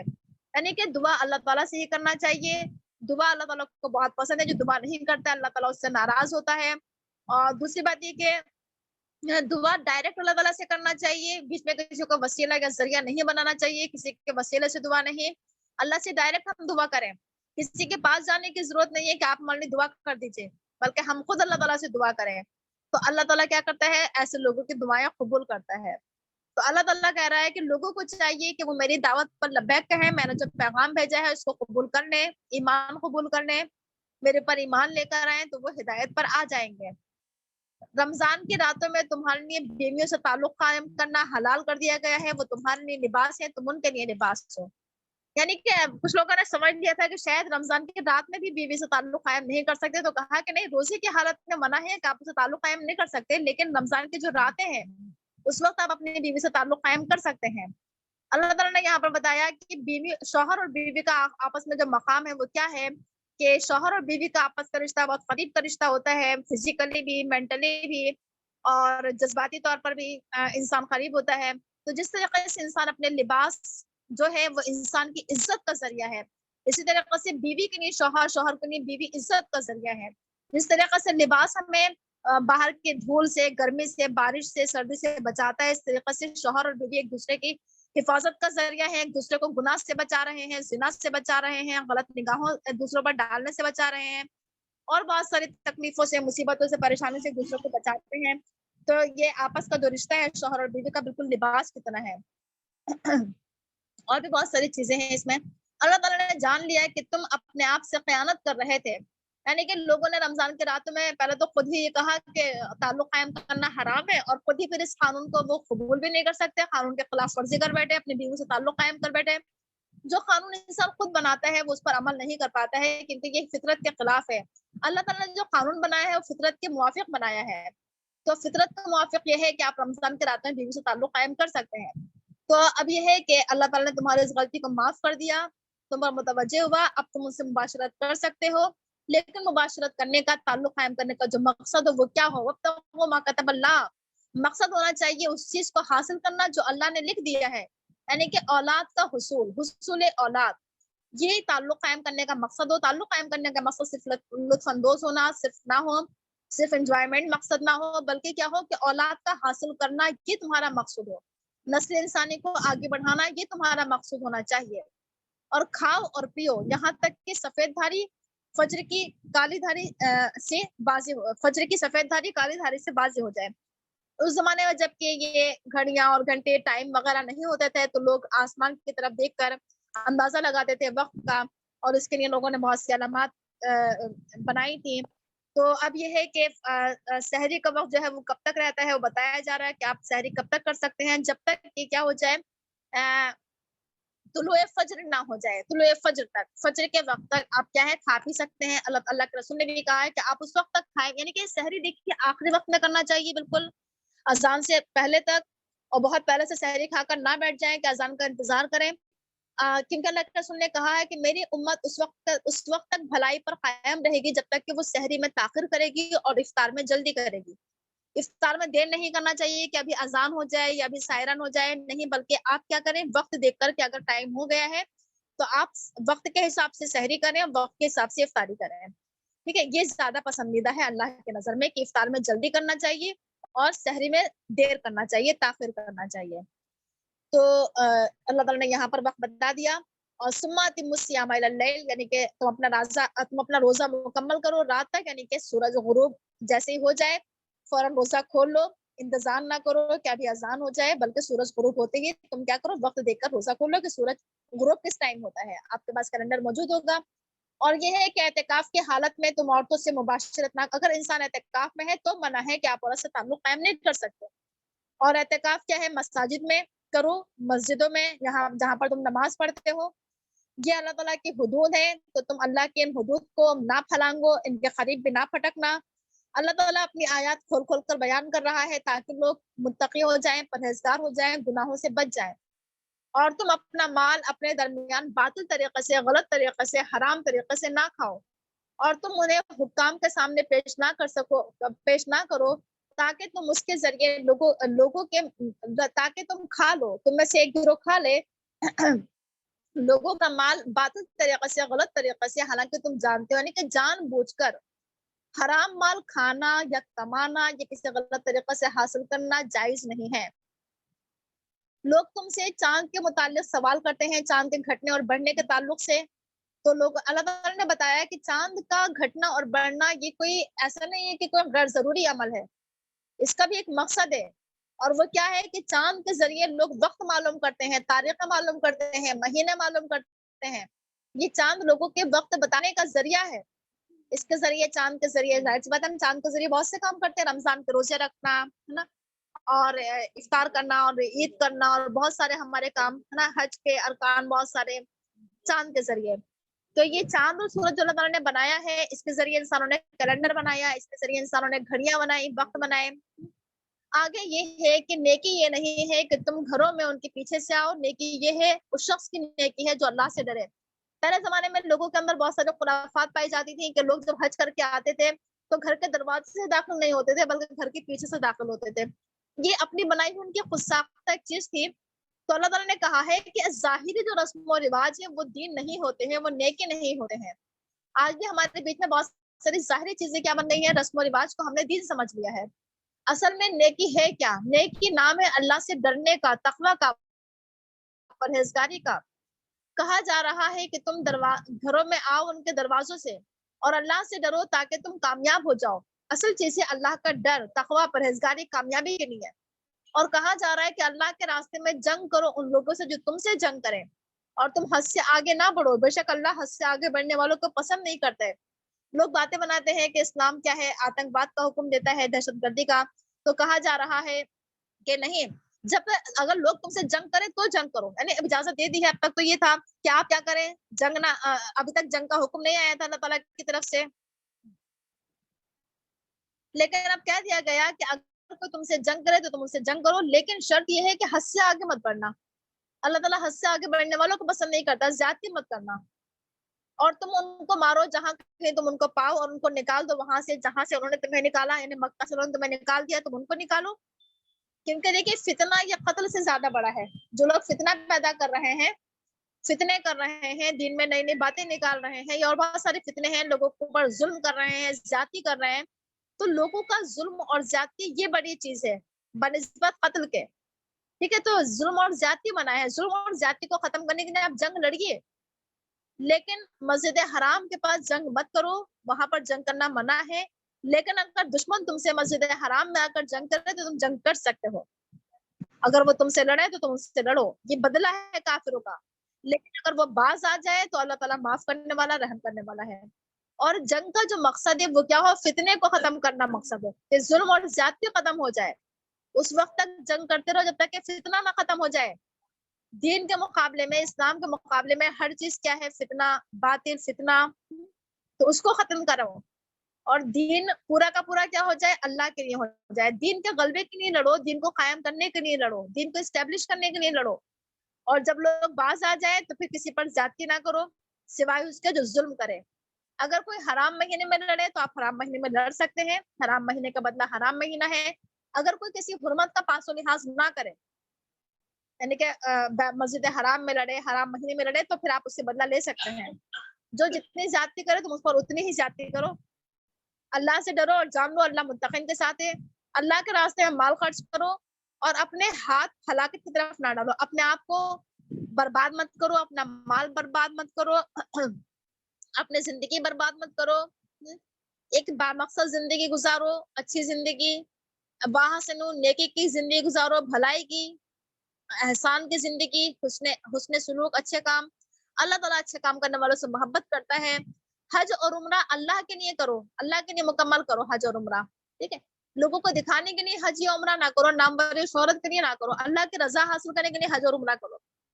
اور اگر انسان راستے میں گھیر لیا جائے تو جو بھی قربانی کا جانور میسر ہو قربانی کر دے, یعنی کہ خوف کے حالات میں. اور سر اس وقت تک نہ منڈاؤ جب تک کہ قربانی کا جانور اپنی جگہ پر نہ پہنچ جائے. تم میں سے جو بیمار ہو یا اس کے سر میں کوئی تکلیف ہے تو فدیہ دے دے, ایک روزہ یا صدقہ کر دے, یا پھر ایک قربانی کر دے. اور جب امن کے حالات ہو جائیں تو پھر تم میں سے جو عمرے سے حج تک کی نیت کرے تو پھر وہ جو بھی قربانی کا جانور میسر ہو قربانی کرے. اور اگر کوئی قربانی کا جانور نہ پائے تو پھر وہ کیا کرے, 3 دن کے روزے رکھے حج میں, اور 7 روزے رکھے جب وہ حج سے واپس آ جائے. یہ پورے 10 روزے ہو جائیں گے. اور یہ ان کے لیے ہیں جو لوگ مسجد حرام کے پاس نہیں رہتے ہیں. اور اللہ سے ڈرو اور جان لو اللہ تعالیٰ سخت سزا والا ہے. حج کے مہینے متعین ہیں, تو جس کے اوپر ان مہینوں میں حج فرض ہو جائے, یعنی جس کے پاس مال بھی ہو, جس کے پاس کیا ہو, صحت بھی ہو, تو اور اگر اس نے حج کی نیت کر لی ہے, حج کا ارادہ کر لیا, حج کے ارادے سے نکلا ہے, تو پھر نہ تو وہ شہوانی باتیں کرے, اور نہ ہی فسق و فجور کرے, اور نہ ہی لڑائی جھگڑا کرے, حج میں بھی یہ سب کچھ نہیں کرنا ہے. حج میں ہمیں گناہ سے بچنا ہے, گناہوں سے بچنا ہے, لڑائی جھگڑے سے بچنا ہے, شہوانی باتوں سے بچنا ہے. اور تم جو بھی نیکی کرو گے اللہ تعالیٰ اس کو جان دے گا. اور تم سامان سفر لے لیا کرو, سفر کے لیے نکلو تو سامان سفر لے کر نکلا کرو. حج کے لیے جاؤ تو سامان لے کر نکلو. اور سب سے بہترین سامان سفر کیا ہے کہ تم تقویٰ لے کر جاؤ, اللہ کا ڈر لے کر جاؤ. اور تم مجھے سے ڈرو اے عقل والو, تمہارے پر کوئی حرج نہیں کہ تم اللہ کا فضل تلاش کرو. یعنی اگر کوئی کاروبار کر لے حج میں تو کوئی حرج کی بات نہیں ہے. اور جب تم عرفات سے چلو تو پھر تم مشعر حرام کے پاس اللہ کو یاد کرو, یعنی کہ مزدلفہ میں, اور تم اس کو ایسے یاد کرو جیسے اس نے تمہیں طریقہ سکھایا ہے. اللہ کے بتائے ہوئے طریقے کے مطابق اللہ کو یاد کرو. اگرچہ اس سے پہلے تم کہتے گمراہوں میں سے تھے, پھر تم وہاں سے نکلو جہاں سے لوگ نکلے, اور اللہ کو یاد کرو. بے شک اللہ تعالیٰ یعنی کہ جہاں سے تمام لوگ جدھر جا رہے ہیں, لوگ عرفات جا رہے ہیں عرفات جاؤ, لوگ مزدلفہ جا رہے ہیں مزدلفہ جاؤ, لوگ مینا جا رہے ہیں مینا جاؤ. لوگوں کے پیچھے پیچھے سب ایک ساتھ چلو, اجتماعیت ہونا چاہیے. اور جتنا ہو سکے حج میں استغفار کرتے رہو اللہ سے. اللہ تعالیٰ معاف کرنے والا, رحم کرنے والا ہے. جب تمہارے حج کے مناسک پورے ہو جائیں تو اللہ کا بہت زیادہ کثرت سے ذکر کرو, جیسے تم اپنے باپ دادا کا ذکر کرتے ہو, بلکہ اس سے بھی زیادہ اللہ کو یاد کرو. حج میں اپنے گھر والوں کو یاد کرنے کے بجائے اللہ کو یاد کیا جائے اور دعائیں کی جائیں. اللہ تعالیٰ کہہ رہا ہے کہ جو یہ دعا کرے گا کہ اللہ تعالیٰ تو ہمیں دنیا دے دے, صرف ہمیں دنیا ہی دنیا مانگے گا حج میں جا کر, یا ویسے بھی تو آخرت میں اس کو کچھ نہیں ملے گا, صرف دنیا مل جائے گی. لیکن جو یہ کہے اللہ تعالیٰ تو ہماری دنیا بھی اچھی کر دے اور آخرت بھی اچھی کر دے, تو اور ہمیں عذاب سے بچا, تو ایسے لوگوں کے لیے کیا ہے, حصہ ہے. جو بھی وہ عمل کریں گے, جو بھی وہ کمائیں گے, ان کو اس کا بدلہ ملے گا. اللہ تعالیٰ بہت جلد حساب دینے والا ہے. اور اللہ کو یاد کرو گنتی کے چند دنوں میں, اور تم میں سے جو 2 دنوں میں جلدی کرے, یعنی کہ جلدی آ جائے حج کر کے, یعنی کہ اپنے رمی جمرات سے نبٹ جائے, زیادہ دن نہ لگائے تو کوئی حرج نہیں. لیکن اگر کوئی رک جائے وہاں پر مینا میں کہ ابھی ہم دوسرے دن آئیں گے, کچھ دن اور رک جائے تو کوئی حرج کی بات نہیں ہے. اور لیکن یہ ہے کہ اللہ سے ڈرو اور جان لو کہ تم سب اللہ کی طرف جمع کیے جاؤ گے. لوگوں میں سے کچھ ایسے ہیں جن کی باتیں تمہیں دنیا کی زندگی میں بڑی اچھی لگتی ہیں. کچھ لوگ بہت اچھی باتیں کرتے ہیں, اچھے الفاظ بولتے ہیں, بہت چکنی چپڑی باتیں کرتے ہیں, اور اپنی باتیں بار بار قسم بھی کھاتے ہیں گویا کہ بہت نیک ہیں, لیکن اندر سے وہ بہت جھگڑالو لوگ ہوتے ہیں. یہ وہ لوگ ہوتے ہیں کہ اگر ان کے ہاتھوں میں حکومت آ جائے تو یہ کسی بھی چیز کی حکومت ان کو مل جائے, حکمرانی مل جائے, چاہے وہ گھر کی ملے, کہیں کی بھی ملے, ملک کی ملے, تو ایسے لوگ زمین میں فساد برپا کرتے ہیں, بگاڑ کرتے ہیں, کھیتی اور نسل کو برباد کر دیتے ہیں. حالانکہ اللہ تعالیٰ فساد کو بالکل پسند نہیں کرتا ہے. اور جب لوگوں سے کہا جاتا ہے کہ اللہ سے ڈر کر زندگی گزارو, تو اس وقت ان کی عزت ان کو گناہ پر آمادہ کر دیتی ہے. اپنی شان بڑھانے کے لیے وہ کیا کرتے ہیں, گناہ کر بیٹھتے ہیں کہ ان کی شان گھٹ جائے گی. ایسے لوگوں کے لیے جہنم کافی ہے, اور جہنم بدترین ٹھکانہ ہے. لوگوں میں سے کچھ ایسے ہیں جنہوں نے اپنے آپ کو بیچ دیا اللہ کی مرضی حاصل کرنے کے لیے, یعنی کہ اپنے آپ کو لگا دیا, اپنے آپ کو پورا قربان کر دیا, کس لیے کہ بس اللہ کی مرضی حاصل ہو جائے. اللہ تعالیٰ بہت اپنے بندوں پر مشفق اور مہربان ہے. اے ایمان والو, اسلام میں پورے کے پورے داخل ہو جاؤ, مکمل طور سے اسلام میں داخل ہو جاؤ, اور تم شیطان کے نقش قدم کی اتباع نہ کرو, بے شک شیطان تمہارا کھلا دشمن ہے. تو اگر تم پھسل جاؤ بعد اس کے کہ تمہارے پاس واضح نشانیاں آ چکی ہیں, تو یاد رکھو اللہ غالب ہے, حکمت والا ہے. کیا لوگ اس بات کا انتظار کر رہے ہیں کہ اللہ ان کے پاس بادلوں کے سائے میں آئے گا اور فرشتوں کے سائے میں آئے گا اور معاملہ چکا دیا جائے گا؟ یعنی کہ لوگ یہ چاہتے تھے کہ اللہ خود سامنے آئے, فرشتوں کے ساتھ آ جائے, بادلوں کے سائے میں آ جائے. اگر فرشتے دنیا میں آ جائے یا اللہ آ جائے پھر تو کیا ہو جائے, انسان کا کام تمام ہو جائے, انسان ختم ہو جائے, مر جائے. اللہ ہی کی طرف تمام معاملات ہمارے لوٹ کر جا رہے ہیں. بنی اسرائیل سے پوچھو ہم نے ان کو کتنی نشانیاں دی, کھلی ہوئی نشانیاں. اور جو اللہ کی نعمتوں کو بدل دے گا بعد اس کے کہ اللہ کی نعمتیں ان کے پاس آ چکی ہیں, تو بے شک اللہ تعالیٰ سخت سزا والا ہے. لوگوں کے لیے, کافروں کے لیے دنیا کی زندگی بڑی خوبصورت بنا دی گئی ہے, اور وہ ایمان والوں کا مذاق اڑاتے ہیں. حالانکہ جو تقوی اختیار کرتے ہیں قیامت کے دن وہ اوپر ہوں گے, بلند ہوں گے. متقی لوگوں کا درجہ بہت اونچا اور بلند ہوگا. اور اللہ تعالیٰ رزق دے گا جس کو چاہے گا بغیر حساب, اور رزق دیتا ہے جس کو چاہتا ہے بغیر حساب. تمام لوگ ایک ہی امت تھے, اللہ نے ان کے بیچ میں انبیاء بھیجے خوشخبری دینے کے لیے اور ڈرانے کے لیے, اور ان کے بیچ میں کتاب نازل کی حق کے ساتھ, تاکہ یہ کتاب لوگوں کے بیچ میں فیصلہ کرے اس چیز میں جس میں لوگ اختلاف کر رہے ہیں. लोगों को जब अल्लाह ताला ने किताब दी उसके बावजूद भी लोगों ने इख्तिलाफ किया, हालांकि उनके पास खुली हुई निशानियां आ चुकी हैं। इख्तिलाफ करने की वजह सरासर बगावत को ज्यादती है, सरकशी है। अल्लाह ताला ईमान वालों को हिदायत देता है हिदायत देता है अल्लाह ताला उन लोगों को जो ईमान लेकर आए। जो लोग इख्तिलाफ कर रहे थे जिस चीज में अल्लाह ताला ने उनके पास हक भेजा, अल्लाह के हुक्म से हक आया है, अल्लाह ताला जिसको चाहता है रहनुमाई फरमाता है सीधे रास्ते की तरफ। क्या तुम ये समझते हो कि तुम जन्नत में दाखिल हो जाओगे, हालांकि अभी तुम्हारे पर वो मिसालें नहीं गुजरी हैं जो तुमसे पहले के लोगों पर गुजरी। अल्लाह ने उन्हें तकलीफें दी, मुसीबतें दी, परेशानियां दी, और इस कदर दी कि वो हिला मारे गए, उनको झंझोड़ कर रख दिया गया, हिला दिया तकलीफों ने उन्हें। यहाँ तक कि रसूल भी और ईमान वाले भी पुकार उठे कि अल्लाह की मदद कब आएगी, खबरदार बेशक अल्लाह की मदद करीब है। लोग आपसे सवाल करते हैं कि वो क्या खर्च करें, कह दीजिए कि तुम जो भी खर्च करो तो वालिदैन के लिए खर्च करो, रिश्तेदारों के लिए खर्च करो, यतीमों के लिए, मिस्किनों के लिए, मुसाफिरों के लिए खर्च करो। और तुम जो भी माल खर्च करोगे, तुम जो भी नेकियां करोगे, अल्लाह उसको जान लेगा।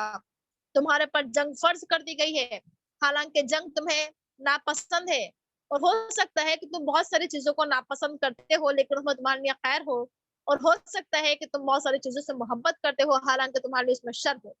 बहुत सी चीजों को हम चाहते हैं कि चीज हमें मिल जाए, हमें पता नहीं होता कि हमारे लिए शर है, इसलिए अल्लाह के फैसले पर राजी होना चाहिए। बहुत सी चीजों को हम बहुत बुरा समझते हैं और कुछ नहीं पता हमारे लिए वो चीज कितनी अच्छी हो, इसलिए अल्लाह के फैसले पर क्या रहे, राजी बरजा रहे। अल्लाह जानता है और तुम नहीं जानते हो।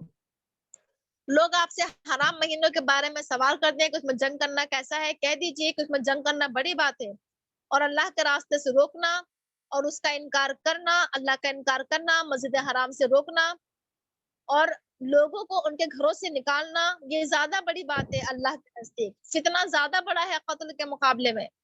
लोग तुमसे बराबर जंग करते रहेंगे जब तक कि वो तुम्हें तुम्हें दीन से ना फेर दें, जब जितनी उनकी ताकत है। और तुम में से अगर कोई अपने दीन से फिर गया और उसे मौत आई इस हालत में कि वो काफिर है, तो ऐसे लोगों के अमाल जाया कर दिए जाएंगे दुनिया में और आखिरत में, और ये जहन्नम वाले हैं, ये उसमें हमेशा रहेंगे। बेशक जो ईमान लेकर आए, जिन्होंने हिजरत की और जिन्होंने अल्लाह के रास्ते में जिहाद किया, ये लोग अल्लाह की रहमत के उम्मीदवार हैं। अल्लाह माफ करने वाला, रहम करने वाला है। लोग आपसे शराब और जुए के बारे में सवाल करते हैं, कह दीजिए कि इन दोनों में बहुत बड़ा गुनाह है और लोगों के कुछ फायदे के भी सामान है, लेकिन इनका गुनाह इनके फायदे से ज्यादा बड़ा है। लोग आपसे सवाल करते हैं कि वो क्या खर्च कर रहे हैं, कह दीजिए कि जो भी जरूरत से ज्यादा खर्च कर दो। इस तरह अल्लाह ताला तुम्हारे लिए अपनी आयत खोल खोल कर बयान कर रहा है ताकि तुम गौर व फिक्र करो, दुनिया में भी और आखिरत में भी। लोग आपसे यतीमों के बारे में सवाल करते हैं, कह दीजिए कि उनकी इस्लाह करना बेहतर है, और अगर तुम उनको अपने साथ मिला लो तो वो तुम्हारे भाई हैं। और अल्लाह फसाद करने वालों को, अल्लाह जानता है कि कौन फसाद करने वाले हैं और कौन इस्लाह करने वाला है। और अगर अल्लाह चाहे तो वो तुम्हें परेशानी में डाल दे, बेशक अल्लाह ताला गालिब हिकमत वाला है।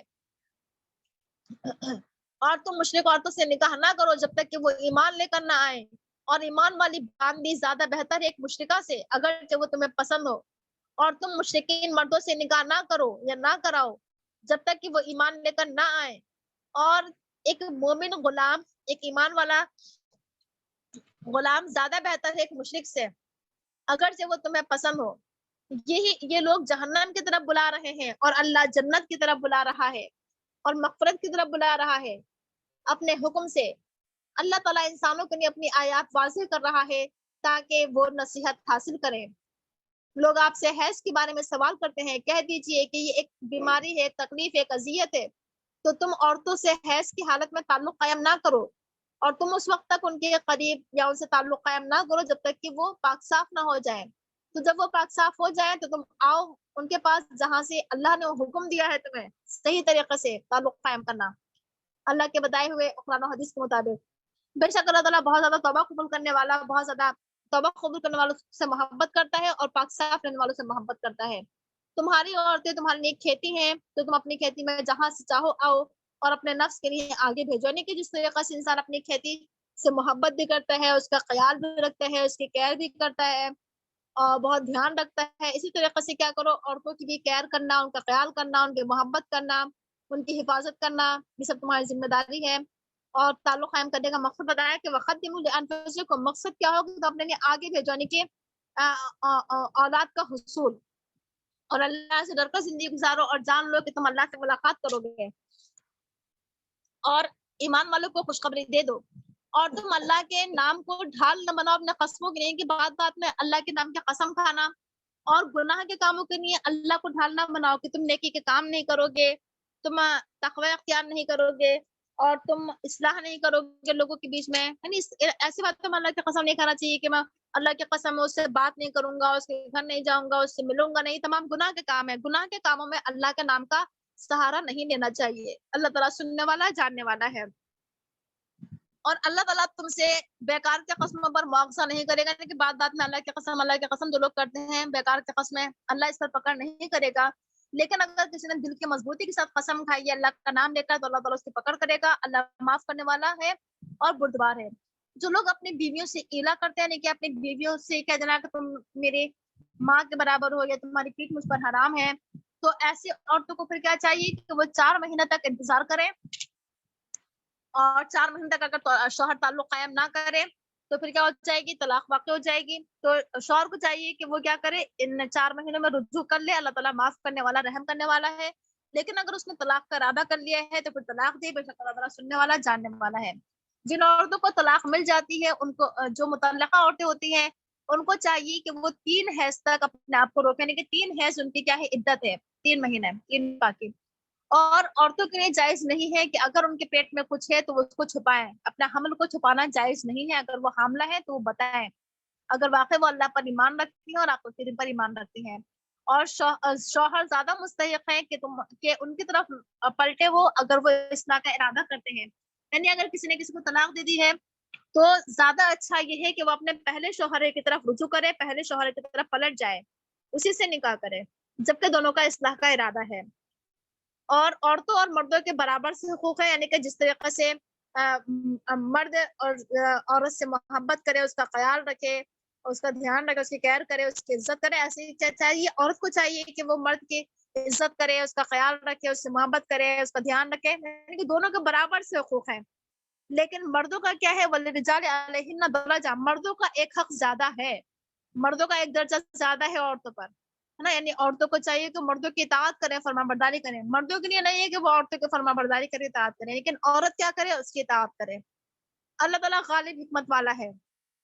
और भी बहुत सारी चीजें हैं। मर्द के ऊपर जिम्मेदारी है कि वो खर्च करे, औरत के ऊपर फर्ज है उसके ऊपर, लेकिन औरत के ऊपर वाजिब नहीं है, जरूरी नहीं है, फर्ज नहीं है कि वो खर्च करे मर्द के ऊपर, है ना। तो ये तमाम चीजें हैं। ये तलाक तो सिर्फ 2 मरतबा देना जायज है, सिर्फ 2 मरतबा ही, यानी कि 2 मरतबा तलाक देने से तलाक वाक़ हो जाती है, तीसरी तलाक देने की जरूरत नहीं है। तीसरी तलाक देना मुक़ल्लिसा भी है, बिदअत भी है, हराम भी है, जायज नहीं है। 2 तलाक से तलाक हो रही है तो आप 2 तलाक पर ही इक्तिफा करें, ताकि गुंजाइश रहे कि आप अपने पहले शौहर से निकाह कर लें या पहली बीवी से निकाह कर लें। तलाक देने के बाद फिर ये है कि औरतों को या तो तुम रोक लो, उनसे रुजू कर लो नेकी के साथ, या अगर तुम्हें छोड़ना है, तलाक देना है तो छोड़ दो, लेकिन एहसान के साथ, अच्छे तरीके से, धक्का देकर नहीं, बेइज्जती से नहीं, ज़ुल्म करके नहीं, बल्कि नेकी के साथ। और तुम्हारे लिए हलाल नहीं है कि अगर तुम औरतों को मेहर दे चुके हो तो तुम उनसे कुछ भी ना लो, वापस ना लो, या तुम उनको कुछ अगर कुछ तोहफे तहाइफ दे चुके हो, कुछ सोना चांदी घर वगैरह, तो तुम उनसे वापस ना लो। लेकिन अगर ये डर हो कि वो अगर अल्लाह की हुदूद को कायम नहीं रख पाएंगे, तो फिर क्या करें, तलाक दे दें वो उनको। और अगर तुम्हें ये डर है कि वो दोनों अल्लाह की हुदूद को कायम नहीं कर पाएंगे, तो कोई हरज नहीं है कि औरत फिदिया देकर अपने आप को छुड़ा ले, कि खुला ले ले औरत, अगर उसको ये डर है कि वो क्या होगी, नेकी पर कायम नहीं रह पाएंगे। ये अल्लाह की हुदूद है, तुम अल्लाह की हुदूद को ना फलांगो। जो अल्लाह की हुदूद से क्रॉस करेगा तो वो लोग जालिम लोग हैं। और अगर कोई शौहर अपनी बीवी को तलाक दे दे तो फिर उसके लिए हलाल नहीं है कि इसके बाद वो किसी और से निकाह करे, नहीं। तो अगर शौहर अपनी बीवी को तलाक दे दे तो फिर हलाल नहीं है उसके लिए इसके बाद, यहाँ तक कि वो निकाह करे किसी और शौहर से, यानी कि पहले शौहर से निकाह उस वक्त जायज है।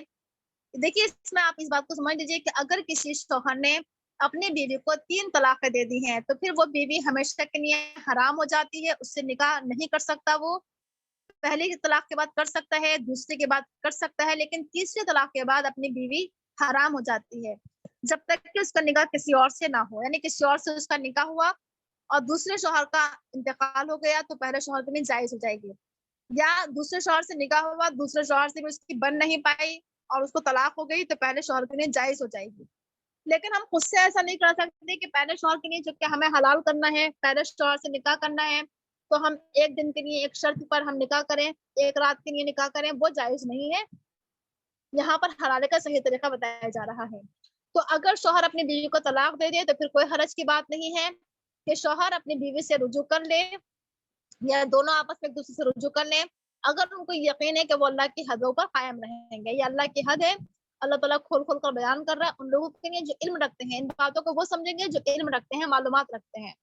और जब तुम औरतों को तलाक दो तो फिर औरतें अपने आप को रोक के रखें कि इद्दत करें, इद्दत पूरी करें, और उसके बाद फिर चाहे तुम उनको रोक लो अपने घरों में और या फिर उनको आजाद कर दो अच्छे तरीके से।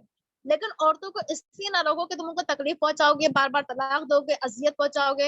यानी ना तो तुम मुकम्मल तौर पर तलाक दे रहे हो, ना तो छोड़ रहे हो, और ना ही निकाह में रख रहे हो, ये जायज नहीं है। जो ऐसा करेगा वो अपने पर जुल्म करेगा। और तुम अल्लाह की आयत का मजाक ना उड़ाओ, ये अल्लाह की आयत के साथ खिलवाड़ है। और देखिए, एक ही वक्त में 3 तलाक देना, ये भी अल्लाह की आयत का मजाक उड़ाना है। अल्लाह के रसूल के ज़माने में ऐसा हुआ था, किसी ने एक वक्त में आके बहुत सी तलाक़ें दे दी गुस्से में। तो अल्लाह के रसूल ने कहा था कि तुम मेरी मौजूदगी में अल्लाह की आयत से खेल रहे हो, खिलवाड़ कर रहे हो, मज़ाक कर रहे हो। अल्लाह की आयत का मज़ाक नहीं उड़ाना चाहिए, चाहे वो कोई भी आयत हो। मस्जिदों का मज़ाक उड़ाना, पर्दे का मज़ाक उड़ाना, नमाज का मज़ाक उड़ाना, किसी अच्छे इंसान का, दाढ़ी का, टोपी का, किसी भी चीज़ का मज़ाक उड़ाना जायज़ नहीं है। निकाह का या और बहुत सारी चीज़ों का हमने मज़ाक बना दिया है आज, कुरान का मज़ाक बनाते हैं हम, है ना? बहुत सारी चीज़ों का। अल्लाह की नेमतों को याद करो जो तुम पर की हैं, और उसने तुम्हारे पर किताब नाज़िल की और हिकमत नाज़िल की, वो तुम्हें इसके ज़रिए नसीहत करता है। और अल्लाह से डरो और जान लो बेशक अल्लाह हर चीज़ का जानने वाला है। और जब तुम औरतों को तलाक दे दो तो औरतें अपने आप को रोके रखें, इद्दत करें, और तुम उनको इसलिए ना रोको कि वो निकाह कर लें किसी और शौहर से, यानी कि हम इस वजह से औरतों को जाने ना दें कि किसी और से निकाह कर लेंगी। जबकि वो दोनों आपस में राज़ी, यानी कि औरत कहीं और पर निकाह करना चाहती है और वो जिससे निकाह करना चाहती है वो भी राज़ी है, वो मर्द, वो दोनों अगर, या फिर इसका एक मतलब ये भी है कि अगर किसी शौहर ने अपनी बीवी को तलाक दे दी है, पहली या दूसरी, अब वो अपनी पहली ही बीवी से निकाह करना चाहता है और बीवी भी अपने पहले शौहर से निकाह करना चाहती है। अब उस मौके पर घर वालों को आड़े नहीं आना चाहिए कि नहीं किसी से भी निकाह करो लेकिन इससे निकाह ना करो, पहले शौहर से निकाह ना करो। तो ये जायज़ नहीं है कि कोई इंसान आकर रोके शौहर और बीवी को आपस में निकाह करने, जबकि दोनों राज़ी हैं शौहर और बीवी, तो कोई नहीं रोक सकता। ये अल्लाह ताला तुम्हें नसीहत कर रहा है, उसे जो ईमान रखता है अल्लाह पर, आखिरत के दिन पर, ये ज़्यादा अच्छी बात है, ये ज़्यादा पाकीज़ा बात है, और अल्लाह जानता है और तुम नहीं जानते हो।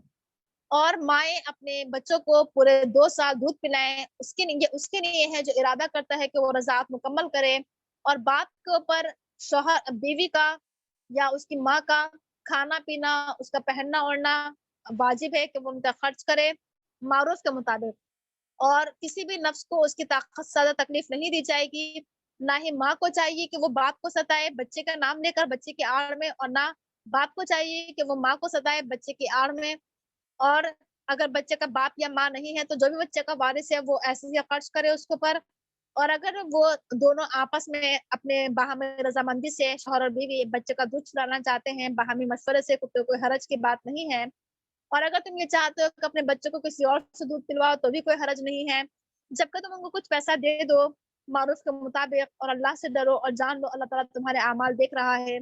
और तुम में से अगर किसी के शौहर का इंतकाल हो जाए और वो अपने पीछे अपनी बीवियाँ छोड़े, तो उनकी बीवियों को चाहिए कि वो 4 महीने 10 दिन तक अपने आप को रोके रखें, और जब उनकी इद्दत पूरी हो जाए तो फिर कोई हरज की बात नहीं है कि वो कुछ भी करें अपने नफ्स के लिए, मारूफ के मुताबिक, नेकी के मुताबिक कुछ भी करें। और अल्लाह जानता है अल्लाह तुम्हारे अमाल से बाखबर है। और तुम्हारे पर कोई हरज नहीं है कि अगर तुम औरतों को निकाह का पैगाम दो, या तुम अपने दिल में छुपाओ, यानी जिन औरतों के शौहर का इंतकाल हो चुका है अगर तुम उनसे निकाह करना चाहते हो तो कोई हरज की बात नहीं है, और तुम अपने दिल में इस बात को रखो, और आगे चलकर तुम उनसे ज़िक्र करोगे। लेकिन जबकि बीवियाँ अभी इद्दत की हालत में हैं, तो तुम उनसे आपस में बाहमी मुआहदे ना करो एक-दूसरे से, और छुप-छुप कर बातें ना करो। मगर ये कि जो बात भी करो खुल्लम-खुल्ला सबके सामने मारूफ के मुताबिक करो। और तुम उस वक़्त तक निकाह का इरादा ना करो जब तक कि इद्दत पूरी ना हो जाए, और जान लो अल्लाह जानता है जो कुछ तुम्हारे दिलों में है। तुम बहुत चौकन्ना रहो, होशियार और खबरदार रहो, और जान लो अल्लाह ताला माफ़ करने वाला, बुर्दबार है। तुम्हारे पर कोई हरज नहीं है अगर तुमने औरतों को तलाक दे दी है उनको छूने से पहले। यानी अगर औरतों से ताल्लुक कायम नहीं किया है, औरतों को तलाक दे दी है और अभी महर भी मुकर्रर नहीं किया था, तो ऐसी औरतों को कुछ सामान दे दो, कुछ थोड़ा बहुत सामान देकर रुखसत करो। اور جس کے پاس وسعت زیادہ ہے وہ اپنی طاقت کے اپنی حیثیت کے حساب سے مہر دے گا، اور جو تنگ دست ہے وہ اپنے حالات کے حساب سے مہر دے گا، اور سامان زندگی جو کچھ بھی دیا جائے گا شوہر کے اوپر جو کچھ بھی سامان دینا ہے وہ کتنا معروف کے مطابق، جیسا کہ زمانے کا چلن ہو، دستور کے مطابق، نیکی کے مطابق، اچھائی کے مطابق، یہ حق ہے محسنین پر۔ اور اگر تم نے عورتوں کو طلاق دے دیا قبل اس کے کہ تم نے ان سے تعلق قائم کیا ہو، یعنی کہ تعلق قائم نہیں ہوا تھا بیوی سے ابھی اور طلاق دے دی تم نے، اور مہر فرض ہو چکا ہے، تو پھر مہر کا آدھا دیا جائے گا، مگر یہ کہ بیوی معاف کر دے یا پھر شوہر کچھ کم کروا لے جس کے ہاتھ میں نکاح کی گاٹھ ہے۔ اور اگر تم مہر معاف کر دو تو یہ تقوی کے زیادہ قریب ہے، اور تم آپس میں ایک دوسرے کے اوپر فضل کرنا نہ بھولو، مہربانی کرنا، رحم کرنا نہ بھولو، یعنی کہ ایک دوسرے کو ستانا مقصد نہ ہو، پریشان کرنا مقصد نہ ہو، پھنسانا مقصد نہ ہو، فضل کرتے رہو ایک دوسرے پر۔ اللہ تعالیٰ تمہارے اعمال دیکھ رہا ہے۔ تم سب نمازوں کی حفاظت کرو، اور خصوصی طور پر صلاۃ وسطیٰ، بیچ کی نماز، یعنی کہ عصر کی نماز کی بہت زیادہ اہمیت ہے، اس کی بہت زیادہ حفاظت کرو، عصر کی نماز نہ چھوٹے کبھی بھی، اور اللہ کے سامنے تم سب مل کر عاجزی کے ساتھ کھڑے ہو جاؤ، یعنی نماز کس لیے پڑھو، قیام کس لیے کرو، اطاعت اور فرما برداری اور عاجزی اور انکساری، جھک کر اللہ کے آگے۔ اور اگر خوف کے حالات ہیں، جنگ کے حالات ہیں، یا لاک ڈاؤن کے حالات ہیں کسی بھی طریقے سے، تو پھر جیسے بھی حالت ہو اسی حالت پر نماز پڑھ لو، یعنی اگر مسجد میں جانا منع ہے تو گھر پر نماز پڑھ لو، بارش کے حالات ہے تو گھر پر نماز پڑھ لو، کوئی بھی مجبوری ہے، بیماری ہے، پریشانی ہے نا، کیونکہ کہا جا رہا ہے کہ خوف کے حالات میں خواہ تم سواری پر ہو یا پیدل ہو لیکن نماز پڑھ لو، نماز نہ چھوٹے۔ لیکن جب حالات صحیح ہو جائے تو پھر اللہ کو ایسی یاد کرو جیسے اس نے تمہیں سکھایا ہے، اور اس نے تمہیں وہ سکھایا جو تم نہیں جانتے تھے۔ اور تم میں سے اگر کسی کے شوہر کا انتقال ہو جائے اور وہ اپنے پیچھے اپنی بیویاں چھوڑے تو وہ اپنی بیویوں کے لیے وصیت کرے کہ وہ ان کو سامان زندگی دیا جائے، خصوصی طور پر 1 سال تک تو ضرور سامان زندگی دیا جائے، ان کو 1 سال تک ان کو گھر سے نہ نکالا جائے۔ لیکن اگر عورتیں خود ہی گھر سے نکل جائیں تو کوئی حرج کی بات نہیں کہ وہ کچھ بھی کریں اپنے نفس کے لیے، معروف کے مطابق، اور اللہ غالب حکمت والا ہے۔ اور جن عورتوں کو طلاق ہو گئی ہے ان کو تھوڑا بہت سامان دے کر نیکی کے ساتھ ان کو رخصت کرو، یہ متقین کے اوپر حق ہے۔ اللہ تعالیٰ کھول کھول کر بیان کر رہا ہے اپنی آیات تمہارے لیے تاکہ تم سمجھو۔ اب اللہ تعالیٰ یہاں پر تاریخ کے کچھ حوالے دے رہا ہے کہ تم نے دیکھا ان لوگوں کو جو اپنے گھروں سے نکلے تھے اور وہ ہزاروں کی تعداد میں تھے موت کے ڈر سے، تو اللہ نے ان سے کہا کہ تم سب مر جاؤ، پھر اللہ نے ان کو زندہ کیا، بے شک اللہ تعالیٰ لوگوں پر بہت مہربان ہے۔ دیکھیے بنی اسرائیل کے واقعات آپ قرآن کریم میں بار بار پڑھیں گے، اللہ تعالیٰ بنی اسرائیل کے واقعات اس لیے بتاتا ہے تاکہ ہم ان کی زندگی سبق حاصل کریں۔ بنی اسرائیل کے ساتھ ایک واقعہ یہ پیش آیا تھا کہ جب موسیٰ علیہ السلام گئے ہوئے تھے، انہوں نے بچڑے کو معبود بنا لیا تھا، پورا ایک لمبا واقعہ آپ اس سے پہلے پڑھ چکی ہیں کہ اللہ تعالیٰ بہت ناراض ہوا تھا ان سے، اور یہ لوگ وادی تیہ میں بھٹک رہے تھے اور 40 سال تک وہاں پر بھٹکے رہے۔ ان کے جو بوڑھے لوگ تھے وہ مر چکے تھے، ایک نئی نسل وجود میں آئی تھی، ان کے اندر صرف بچڑے کی محبت ختم ہو گئی تھی۔ اللہ تعالیٰ نے ان کے اندر سے بچڑے کی محبت نکالنا مقصود تھی کہ بچڑے کی، گائے کی محبت ان کے دلوں سے نکل جائے۔ تمام ان کے جب پرانے لوگ تھے وہ مر، ایک نئی نسل وجود میں آئی، ایک نئی جگہ پر، کھلی جگہ پر رہے، آبادی میں نہیں رہے۔ پھر ان کو حکم دیا گیا کہ اب تم کیا کرو، ایک ملک کو فتح کرو۔ یہ تمام واقعات ان کے ساتھ پیش آئے ہیں۔ ضرورت اس بات کی ہے کہ ہم بنی اسرائیل کی جو تاریخ ہے ہم اس کو پڑھیں، ٹھیک ہے، اور اس سے سبق حاصل کریں۔ اللہ کے راستے میں جنگ کرو، جان لو کہ اللہ تعالیٰ سننے والا، جاننے والا ہے۔ کون ہے جو اللہ تعالیٰ کو قرض حسن دے، یعنی اللہ تعالیٰ کے راہ میں جو کچھ بھی خرچ کیا جاتا ہے اللہ تعالیٰ اس کو قرض قرار دیتا ہے اپنے اوپر کہ میں اس کو لوٹا کر دوں گا، ضرور دوں گا، اور صرف اتنا ہی نہیں بلکہ بڑھا چڑھا کر دوں گا۔ اور اللہ تعالیٰ ہی رزق میں تنگی کرتا ہے، اللہ تعالیٰ رزق میں فراخی کرتا ہے، اسی کی طرف تم سب لوٹائے جاؤ گے۔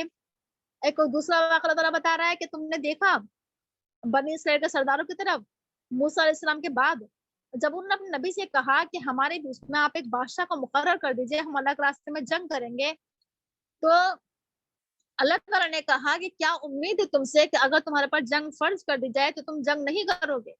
انہوں نے کہا کہ ہم جنگ کیوں نہیں کریں گے، ہم اللہ کے راستے میں جنگ کریں گے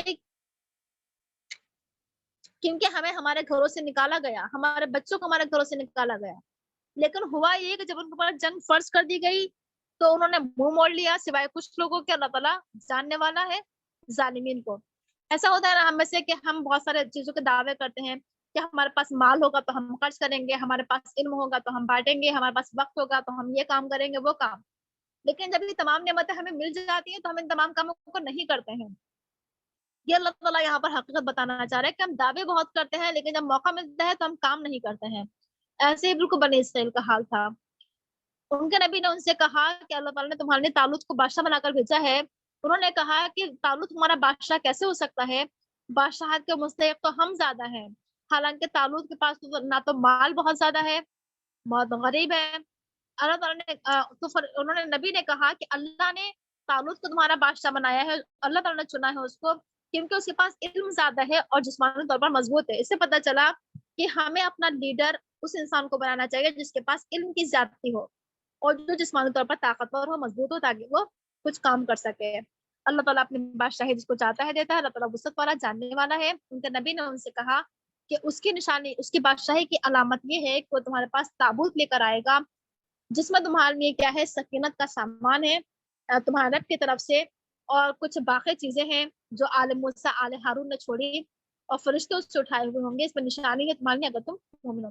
دیکھیے بنی اسرائیل کے ساتھ بہت سارے واقعات، بہت سی نشانیاں اور معجزے آئے ہیں. اور اس میں سے ایک نشانی یہ بھی تھی کہ ان کے پاس ان کا ایک تابوت تھا، ایک صندوق جس کو ہم کہہ سکتے ہیں ایک باکس، جس میں ان کے بہت ساری نشانیاں رکھی ہوئی تھی، تورات کے بہت ساری چیزیں اور عصائے موسیٰ اور من اور سلوہ، بہت سی نشانیاں تھیں. وہ ان سے کہ جنگ میں کیا ہو گئی تھی، چھوٹ گئی تھی، کہیں پر رہ گئی تھی یا گم ہو گئی تھی.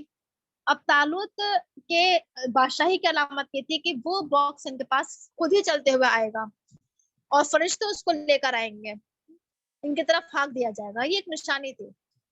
تو اللہ تعالیٰ نے کو کھلی کھلی نشانیاں دی ہیں لیکن انہوں نے کسی نشانی کو نہیں مانا. جب طالوت چلے اپنے لشکر کو لے کر تو اللہ نے ان کی آزمائش کی اور کہا کہ اللہ تمہیں آزمائے گا ایک نہر کے ذریعے.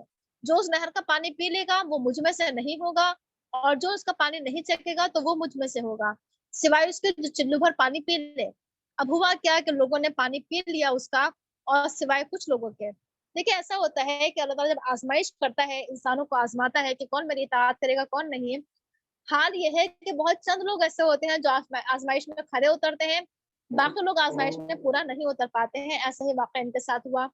اللہ تعالیٰ کہہ رہا ہے کہ جب انہوں نے اس دریا کو پار کر لیا، برداشت نہیں کر پائے، پانی پی لیا، اور ایمان والوں نے بھی کیا کر لیا، اس دریا کو پار کر لیا، اور طالوت نے بھی. اب جب پانی پی چکے تھے یہ لوگ، چکے آزمائش میں پورے نہیں اترے، تو کیا کہا انہوں نے، کہا کہ آج ہمارے اندر جالوت سے لڑنے کی طاقت نہیں ہے اور نہ اس کے لشکر سے لڑنے کی طاقت ہے.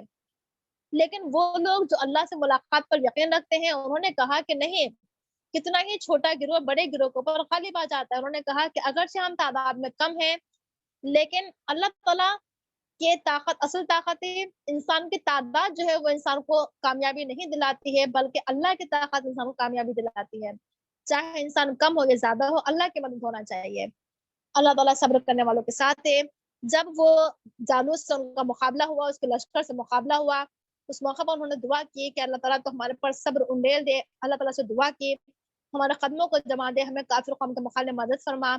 تو اللہ تعالیٰ نے اللہ کے حکم سے ان لوگوں نے ان کو شکست دی اور داؤد علیہ السلام نے جالوت کا قتل کر دیا.